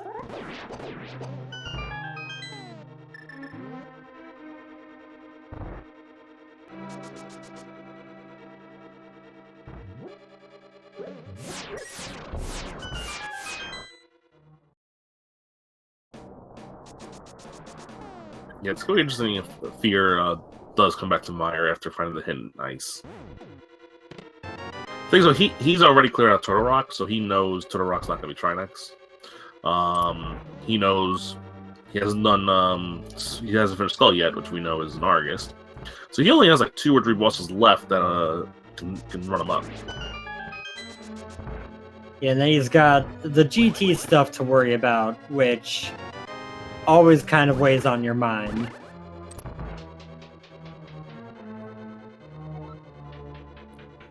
That's I'm curious of knowing his opponent is the execution level that Ares at.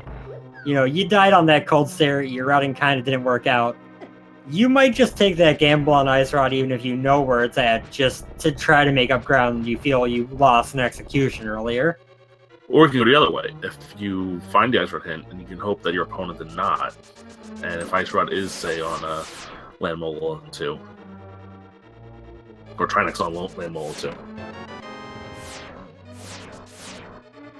True. Anyway, that's all hypothetical stuff, and one of the reasons I'm not a huge fan of Randomizer. See, I enjoy it for just kind of messing around, but at the same time, some of the stuff that it gets into becomes just kind of pure luck. That said, give me some Randomizer Crossworld Keysanity, and I'll be happy. You truly are a masochist. Alright, once the Rider finishes off this Armless Knights, well, you do know we do have a little game like to play here on Speed Gaming when it comes to the Gans Tower Big Key. So why don't we fire that thing off? Yeah, we're going to be having 22 chests in the basement of GT, one of which is going to hold the big key. And that's all we're going to be looking for down there. So you guys, the chat, if you have subscribed to a Speed Gaming channel or have donated up to 250 biddies to any of the Speed Gaming channels, you are qualified for a leaderboard. You do not have to do this to play the game, though. But if you want to be part of the leaderboard, that's part of the appeal. You enter them between 1 and 22. Think of where you think the big key will be, and if you're correct or closest, and again, one of the supporters of Speed Gaming, you win. You just win. There's no prize or anything. You just win.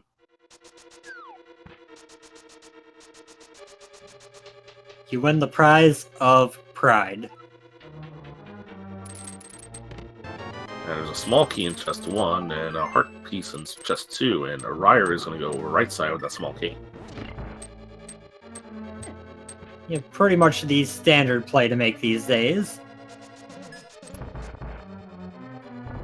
Hey, and shout out to the people that are subscribing with Twitch Prime as trying to get in on the big guessing game. We appreciate it.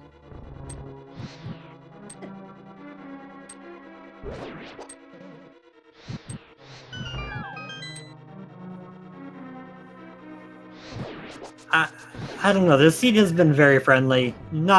I can't help but guess that it's going to be tile room. There's got to be something bad about this seed, right? Well, in all dungeons seed, that's going to be possibly sub 140. Yeah, that's definitely something that can kick up. Never mind. It's chest number 6. Yeah, that's nice and early. Sub 140 might be a stretch, because he does still have to mirror over and do Aghanim's Tower after he's done with GT here. That's true, even with this equipment, probably about 4 minutes worth of time. And the first supporter to guess correctly was Fluffy Mittens, so GG's to Fluffy Mittens on getting it correctly.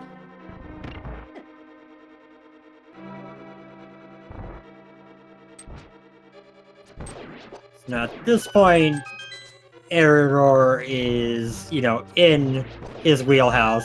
It's actually easier than the NMG gauntlet that he is used to doing in NMG, with a better sword and silver arrows to work with, so this should be nice and quick and easy. Yeah, and he has blue mail as opposed to green mail. So this is like free for him. Suddenly, when he hits the boss on Lambo 2 and gets wrecked, and it's like, oh, our bad. Yeah, it's like, oh, this is all so easy, and then all of a sudden you find the Lambo 2 boss is like a Vitreous, and you're like, oh, right. I learned the other day that Vitreous' lightning works like Ganon's fire bats. It knocks you back in the opposite of the direction you're holding.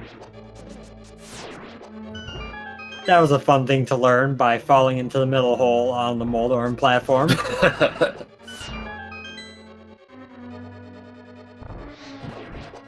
So Fear is checking these one-of locations on the way, again, just in case he happens to run to Ice Rod. He hasn't gone to Ice Palace yet, so he doesn't have the hint yet.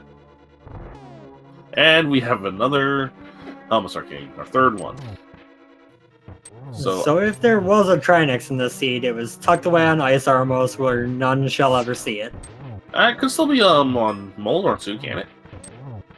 Trinix is one of the bosses that does not agree with large rooms, so he can't show up on the Moldorm 2 room. Oh, okay. Okay, I was joking about getting bodied by the boss at Lambo 2 area. You don't have to die here.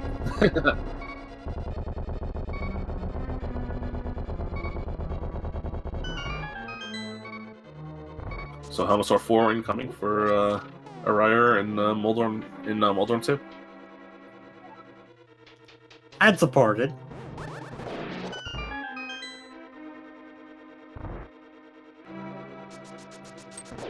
Fear is surely heading over to Ice Palace next. No reason not to get it out of the way.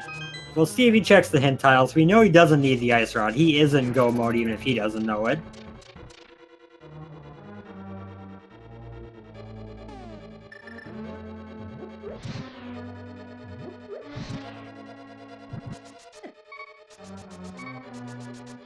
Eri, please. You can begin the double fairy in like 2 rooms, so he's pretty safe by now, but he's made this a lot closer than I was expecting it to be. Yeah. And let's kill one of these things for a small key. Look, that boomerang coming in handy. You were wrong. All this time. An hour later, and it's finally used.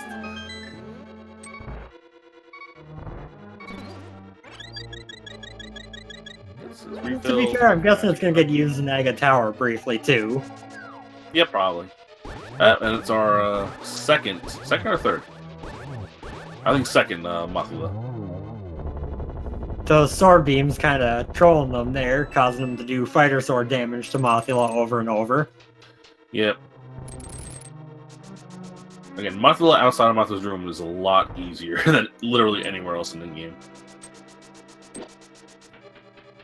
That's why if you ever play a Link to the Past ROM hack and there's Mothula in it, it's probably going to be easier than vanilla Mothula fight, just because no glitchy damage stuff. Here comes the Aga 2 fight. Before the Aga 1 fight, go figure that one out. Gets a solid 2 on the first phase. And Fear's getting his Ice Rod in.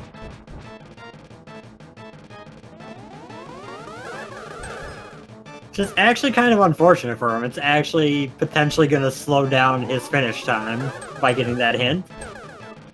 Eri with a 2-1-0-2 so far.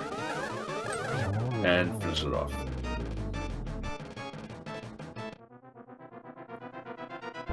Yep, and now you might be thinking it's time to go kill Ganon, but no. We gotta go through a nice little 4-minute walk through Aghanim's tower. Just kind of relaxing for a bit.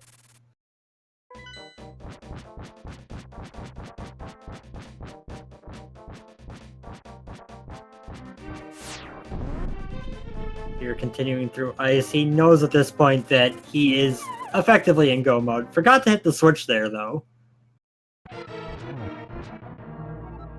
Eri, you dingus! You forgot to kill Aghanim. At least he realized he did it. He forgot to kill Aghanim. I like that he called you a dingus. That's funny. It is, and then if you go all the way to phase 4 instead of getting the Silver's hint, just... Do you have wax in your ears?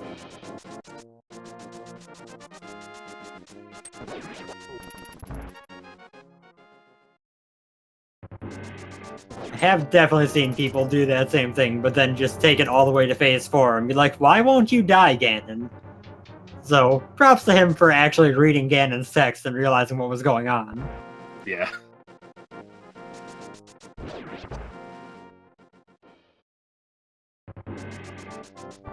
It's actually the one thing I dislike about all dungeons as a mode, is how often you just have to go do Aga Tower for nothing. So in case you missed it, when you try to kill Ganon without completing the all dungeon goal, he'll say, "You think you're ready to defeat me? I will not die until you complete your goals, dingus." The dingus part is what is the best, obviously.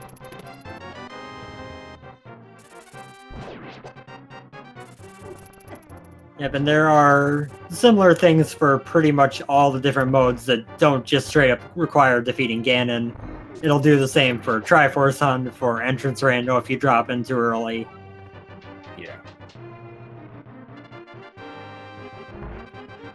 Fear taking down Cold Stare, grabbing this heart piece. He knows Skull Woods is an Argus. It's his only boss outside of GT left. I don't know if he takes the time to go grab that Ice Rod. I doubt it. Because worst case scenario is Trinex is on Lamola 2. It's literally the only thing.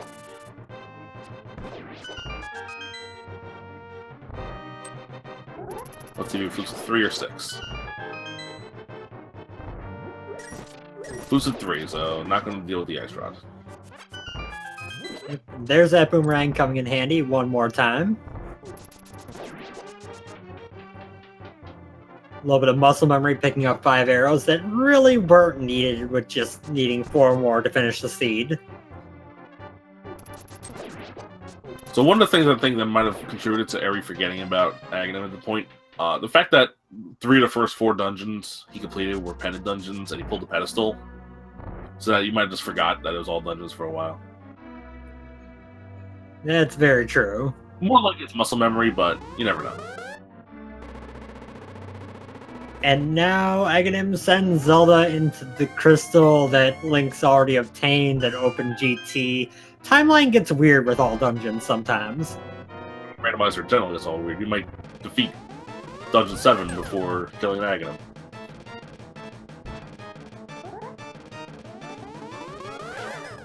Up, get your blue ball counts in the chat. We already got 1. And the 15 dream is dead, so if you guess 15, that's already over and done with. Hey, chat's right though. He could miss. He could. I don't see it happening, but he could. I've seen crazier things happen, at least. We're already at 3, so already pretty below average. At least on pace for it. I believe 3 is like the expected quantity. Anything more is kind of unlucky, anything less is pretty lucky. Yeah, sounds alright.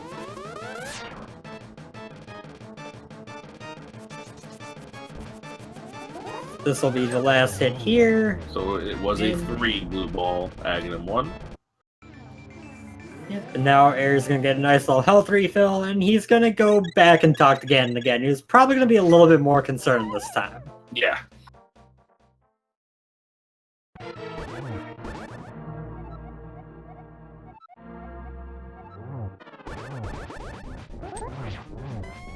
Ganon gonna destroy life, dreams, and hope, or so he thinks, but with Butter Sword, this is gonna be a very, very quick fight. Yeah, he's even doing Tempered Sword strats even though he has a Butter Sword. Spins deal the same amount of damage as slashes when you have Butter Sword.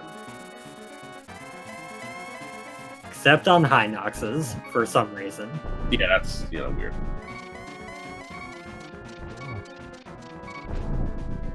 He is sitting at 1 heart, which is a little bit concerning, but phase 3 and 4 are usually not ones you expect to get hit on. Also, I was wondering what the quote was for. Thanks to chat, I now know it was FF6. And yes, we did find the arrows in Dark World. Thanks for asking. I also now understand why I've never understood that quote before. Yep, I gotta go play that game. That game is fun. Anyway, easy fight for Eriror, even on 1 heart. Didn't take him long at all. So, Eriror gonna move up to 5-0 in Group O as he wins this race. You have the official time? Yeah, his official time on SRL is 1:43:20, which is just stupid good for an all-dungeon seed. All dungeons with boss shuffle, that is pretty insane, especially because he had to leave at least 1 boss. Yep, and he wasted a little bit of time by pseudo-go moding Mire and then going back for the Ice Rod that could have been saved if he had checked that 1 chest ahead of time. So, honestly, he could have even gotten the seed a little bit faster with the way he played. And joining us now is Eriror GG's. Yo, thanks. That was a pretty good seed. Yeah, sub 145 on a seed like this is pretty impressive. Yeah, I almost forgot that it was all dungeons. We noticed. We got a little bit of a laugh at that. Yeah, I figured yet. You had me concerned going up the gauntlet there, because I had joked around like, oh, maybe Lambo 2 is going to throw Eri off and, he's going to have some trouble. And then you actually almost died to Helmasaur in Lambo 2 room. I'm like, oh god. Yeah, so it wasn't Helma, it was the fire shooter. That's the true final boss. Once I got past that, I knew that everything up until the anti-fairies before, like, Morphula would be like virtually impossible to die on. So as long as I got past Helma, I would be okay. But yeah, I can imagine that was kind of scary. So it was one of the main reasons why you're able to take a big lead in this game, and pretty much the only difference between the two of you. The fact that you went to Zora before going up Death Mountain you were able to have Butter Sword. Whereas FEARAgent, he had Fighter Sword, and he died to the Cold Stare that was waiting in Hera. Oh yeah, yeah. I was really happy once I found already with the Master Sword, but then when Zora also had the tempo, I was like, okay, this routing is working out so far. Like, I think everything up until I went up to DM and found literally nothing aside from the lab, I felt really good. Yeah, you were able to narrow down where the flute had to be down to pretty much 3 locations, and you found it right away as soon as you started looking for it. And that, of course, exactly. led to literally the last 2 items you needed. And of course, finding the hint for Ice Rod and Mire after you just left Mire was pretty funny. Yeah, I really wasn't sure whether how much I should go mode in this case, because Trinex could be at the last couple of spots, and if that happens and I don't know where the Ice Rod is, it's gonna be pretty bad time. So I figured the one item in Mire would be a relatively safe play, because what if it's in the left side of Mire, and it's gonna be such a long wait, and then it ends up being a big 20. But no, of course, it's the Ice Rod right there. Yep, then nothing to do with cutscene chest, which was pretty much the only one that would have really thrown you off a little bit. Yeah, once the hint said it was in Mire, I knew it couldn't be on the Firelock side, so that did help. And we see FEARAgent, he's actually going left side GT, so he's going to be losing even more time here. Oh no. But yeah, considering I cleared a whole lot before finding the flute and getting to Mire and having to go back for the Ice Rod, I was kind of worried. But overall, you never know, that's the problem. Like, there's so many uncertainties, you don't know if you need the Ice Rod for an eventual Trinex, you don't know what your opponent did, and if he didn't go to Death Mountain and like spend 10 minutes up there finding just big 20s, that was kind of the problem this seed. Yeah, how do you like that Paradox Cave with 6 of 7 chests just being 20 rupees? I was almost disappointed that the last one was a piece of heart. I'll be honest.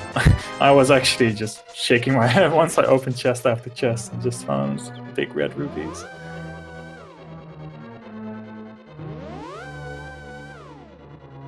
But it was a fun time. So you put the 5 rupees back in the pedestal, looks like? Yeah. I mean, the chance that there was something on there wasn't that big, but I mean, the pendant dungeons were super accessible, so I didn't feel like there was a reason not to the do 3 it. pendants, other than the fact that you needed to get the flute to actually beat Hera, yeah. It could have been one of a few items. Yeah, exactly. Alright, and I don't know if you just noticed that found both the Cape and the Cane of Burna here in GT, so that means that mirror shield that was on Lake Hylia Island was in fact required for Laser Bridge. Alright. As Moldorm 2 goes down in Ice Armors, again with 3 eyes. And we're not going to find the big key here, obviously, because we know where it is. There's the Bombos Medallion, so... Fear now, I'm going to head right side and find this big key, probably in chest 21, it looks like.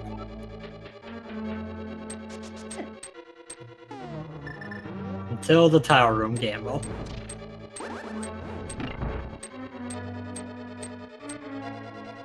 Yeah, I think, all things considered, with that seed where everything was at, you could have pretty much gotten to go mode before dipping more than, like, before even dipping a dungeon, I think.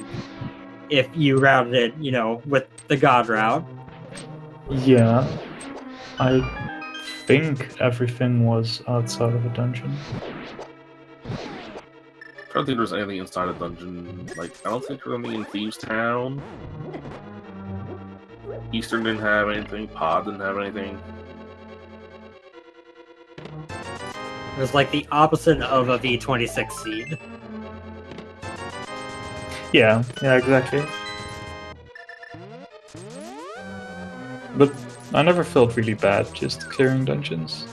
I was just always afraid there was a Trinex near the end. Oh, there was something required in a dungeon. Ether was in Skullwoods. Oh, right. But that might have been it.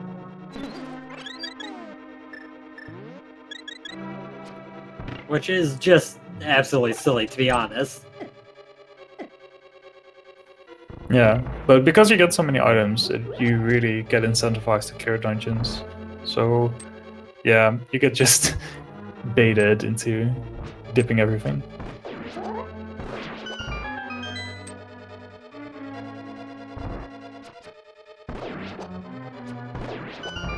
Anything in particular that stood out about the scene other than that comes to mind? No, I mean, again, it was just a super generous seed for me with the early swords and getting boots early. Just everything worked out, and well, yeah, 133 kind of shows that. I don't have anything to complain about. I'm happy with my execution in the seed as well during most points. So, yeah. Yeah, I definitely threw a few shout-outs for some of the stuff you pulled off, like the absurd amount of chest turns you were doing. Oh right, yeah, I was I was having some fun with that. That's true. Like, he's saving maybe like a couple frames with every one of these, but he's doing it so much, it's probably actually adding up. Yeah, I'm not sure if some of them actually did end up saving stuff, but sometimes you just gotta swag off a little. I know that feeling.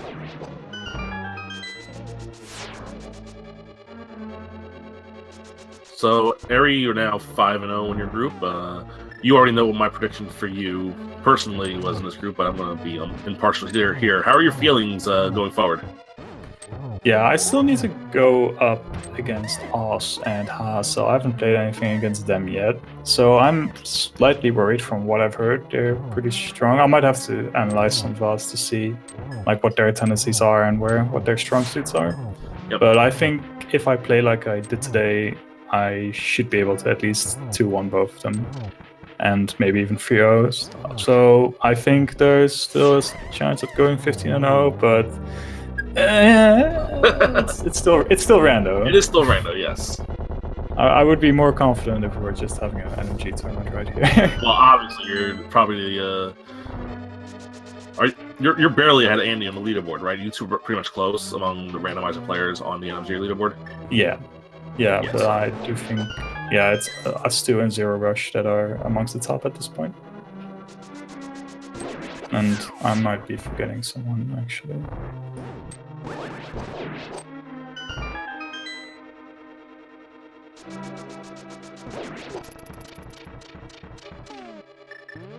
But yeah, like Andy and Zero Rush are definitely the two people I'm most scared of at this point. Oh, and ACM also. I don't know ACM. ACM. Is he? Yeah. He is, okay. I know TGH is not, so... Yeah, he would be he'd be the top of the best, random the player top one, on the yeah. NMG list, yeah. Yeah, he's still busy climbing mountains. Yeah, he's all in on Celeste at the moment. But yeah, there are some others that definitely might not have like the time on NMG, but have like the sheer rando experience and knowledge that also makes it super scary. Like Flame comes to mind, Bwayne, Kyong 92, yeah. So there no one here in the top 96 is a slouch. Like I think that has been said before, but it still holds true. So you also got your German comrade, the Lane, also on there. Yeah, exactly. Gotta keep him happy by complimenting him while he's not sitting here. Hey, he was in here complimenting you, so there you go. It's like you two are always fun to watch. Yeah, that's good to hear. Just like to say, you say no one in the top 96 is a slouch, but you do realize I'm in the top 96, right? Hey, you won 2 qualifier races, Mentos. And since then, I've gone 2-7. Oh yeah. So Fear is just about through GT. Just gotta do Aga 2, and then he gets to do the lovely 4 minutes of boredom walking up Aghanim's Tower. Hey, Aga Tower is a super fun dungeon. I think people shouldn't, underestimate the enjoyability of it. There are some really cool room strats in there. It's just that you don't really get to do it that often, so it just feels like, oh, I have to do this, but I don't usually have to do this, so I'm not sure how to properly do it. And then it becomes less fun. See, my thing is mostly like if I have to do Aghanim early in the seed for Dark World access or something, it's a little bit different than going there at the end of the run with Butter Sword and Silver Arrows and tons of health and there's just no risk. Then it's just kind of like, okay, I just get a muscle memory through this dungeon for a few minutes before I gotta kill Ganon. Yeah, that's fair, but then again, like GT holds the same, but I guess it's a bit more dangerous than Agate Tower would be. It's a mini Ganon's Tower. Let's see if Fear remembers this first off, like because you didn't. Yeah.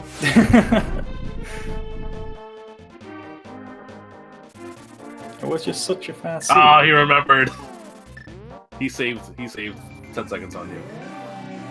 That was a bit more than 10 seconds, trust me. I think I lost around a minute there. Yeah, probably.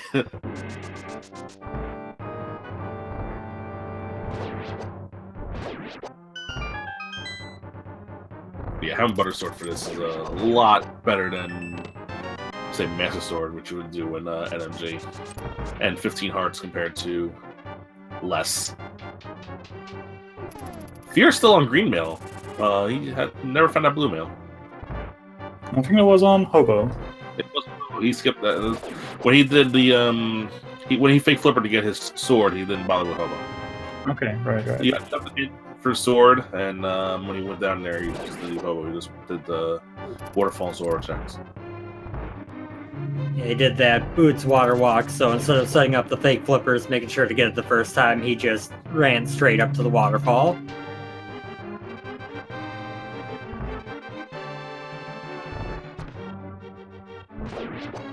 Yeah, considering the amount of rupees that we got, I thought it made sense to just check it if you have the Moon Pearl. I mean, once you got Dark World access on South Shore, it was like, I mean, so much is open right now, so it's less lucrative maybe, but the double sword definitely made up for it. Yeah, like I said, that was probably the main thing. The hit for the flute. The hit for the flute is in Agate Tower. The one item that threw both of you off the most. And of course, as per usual with hints, the flute was logically required to get that hint. Yeah, that's definitely true. Yeah, because you had no access to any other swords without the flute. Or the lamp, you're right, yeah, the lamp is more important.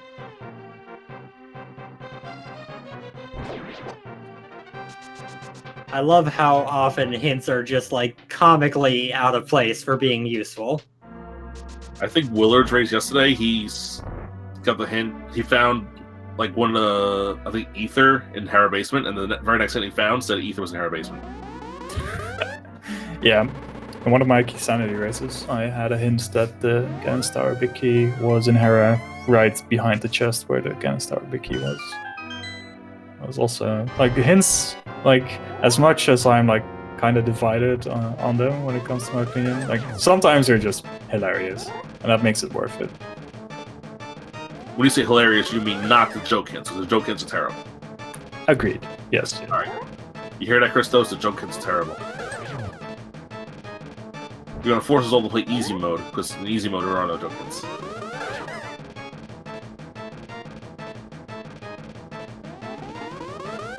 The trick to keep everyone from practicing hard for, advantages in tournaments by just, there are more joke hints than hard. If we just remove hints on hard, I think people would play more hard. That's possible. I mean, the entire hint thing was like a big point of contention when they were announced to be 30. Like, there was debates went on for a week about the hints. It was insane. Yeah, I admit I partaked in them as well. It was a pretty big step in my opinion. Yeah. I mean, they're nice and all, and they are in the other randomizer games, like at least the other two most popular ones, the Zelda 1 randomizer and the Ocarina of Time randomizer. Yeah, I feel like the original implementation that kind of set off all those debates was way, way too strong, potentially. But then they kind of toned it back a bit, and they made it a lot more balanced of a system. Yeah, I would agree. I think they're in an okay spot right now. Like, I think some hints might still be a bit too ham-fisted, but I think it's really hard in a game like this to keep it concise and still, okay. When you see the hint that there's a unique item in the left side of Swamp and you rush Swamp for the single arrow, that's when you start cursing hints out. Yeah. The one thing that I like is that it's changed the value of dungeons. Like, it made Hera and Ice Palace more enticing. So it kind of rebalanced the meta a little bit. Yeah, it has So I think actually that was been. something. It has been actually pretty fun watching people adapt to that little bit of a change and how it's affected routing. And with this last arrow hit, FEARAgent has killed Ganon. Nabbed a nice little serverless hit and mid-teleport there as well. Yeah, unfortunately, FEARAgent is going to drop down to 1 and 9 in this group. What's the official SRL time there, Mentos? That would be 2:01:25 for FEARAgent. Alright, get your GGs in chat. And scene. And we'll see if we get FEARAgent in here before he has to go do some speed gaming duties. I know that for the weekly race, which I might join. And we have him here now. GG. Hey, GG's. Or GG's. So you want to talk us through your feeling when you ran into that cold stare up at Hera?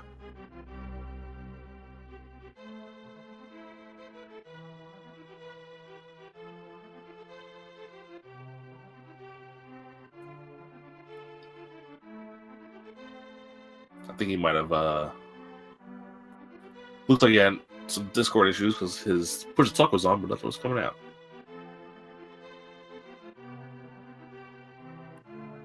Gotta love when Discord just spontaneously stops picking up a mic. Yeah.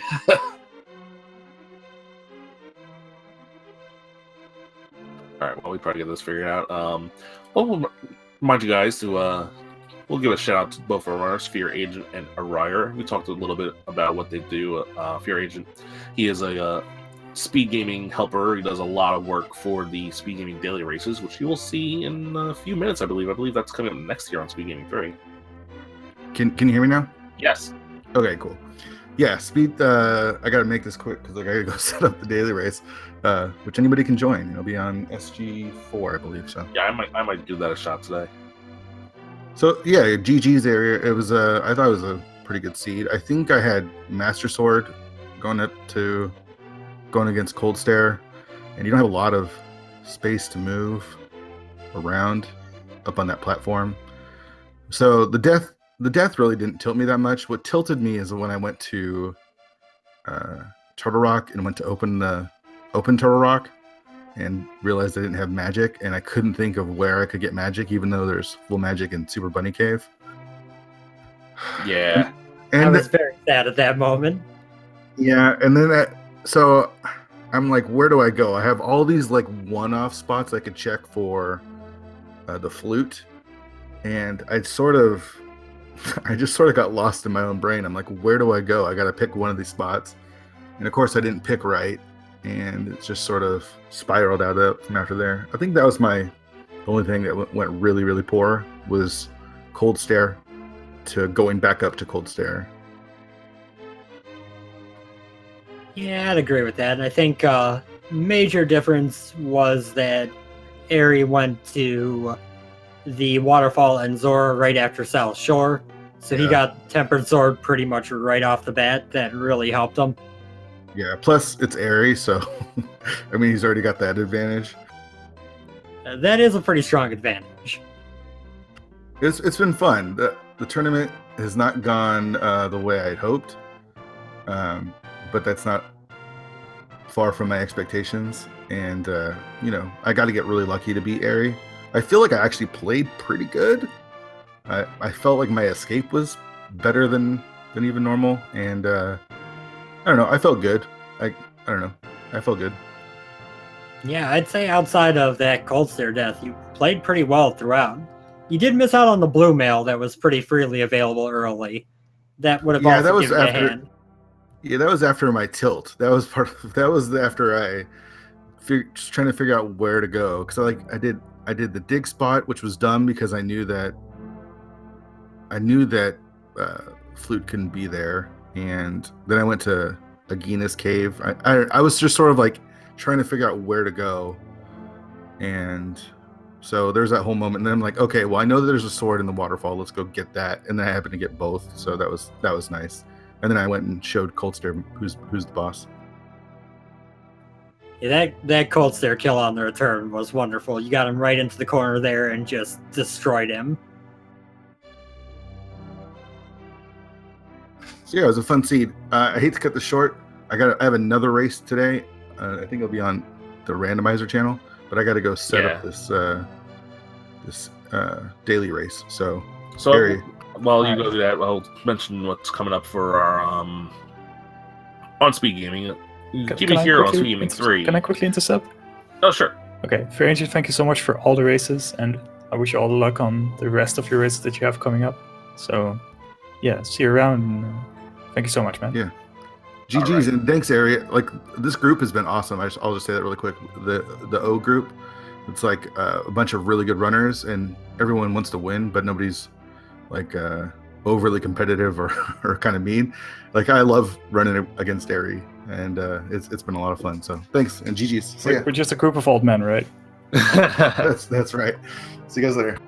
All right. Like I said, coming up on Speed Gaming 3 here in about an hour or so, a little less than an hour, you'll have Met7098 versus McLagging. They'll be doing inverted randomized. They'll be doing a normal inverted mode. And then on Speed Gaming 3 at 4:30, right after that race, they'll be doing race 2. So, doubleheader, that will be a normal key sanity race. So, a normal inverted and a normal key sanity between Met and McLagging and a doubleheader will be coming up on this channel, Speed Gaming 3, in about an hour. Like I said, FEARAgent has another race today. He'll be on ALTTPR Randomizer, racing a Taha Cell. Game 2, FEARAgent's choices. It'll be a normal open mode. Nothing else unique about that. And there's a bunch more races. Speed Gaming 5 has one at 8:30. Speed Gaming 4 has one at 9:30. Speed Gaming has one at 10:30. And yeah, make sure you follow all the Speed Gaming family of channels and all the ALTTP Randomizer channels. And again, if you want to follow FEARAgent, who, like I said, is the one of the lead helpers for the Speed Gaming daily races, which will be coming up in 20 minutes over on Speed Gaming 4. And Eriror, who races, he does a lot of NMG on his stream, but he also races Randomizer. So if you guys want to give them a follow, go ahead. And shout out again to Mentos Man, Mike Hocom, and to our tracker, Vince Easter, for doing a fantastic job. Yep, and right back at you. It was a pleasure working with you. Pleasure watching this race. It was a very fun one. Yeah, it was a good one to watch. All dungeons always can be a little tricky, but with the 3 pendants out of the way early and the items pretty much falling into the runner's laps, it wasn't nothing too trolly, so it was fun to watch. On that note, I'm going to get ready to race that daily race, 15 in about 20 minutes. So I'm going to get something quick to eat and go race that. Sounds good. Good luck to you, sir. Good luck on the race. Thank you. All right. On behalf of everyone here at Speed Gaming and Mentos Man, my name is Emma Rambler. Thanks for watching, everyone. Have a good day.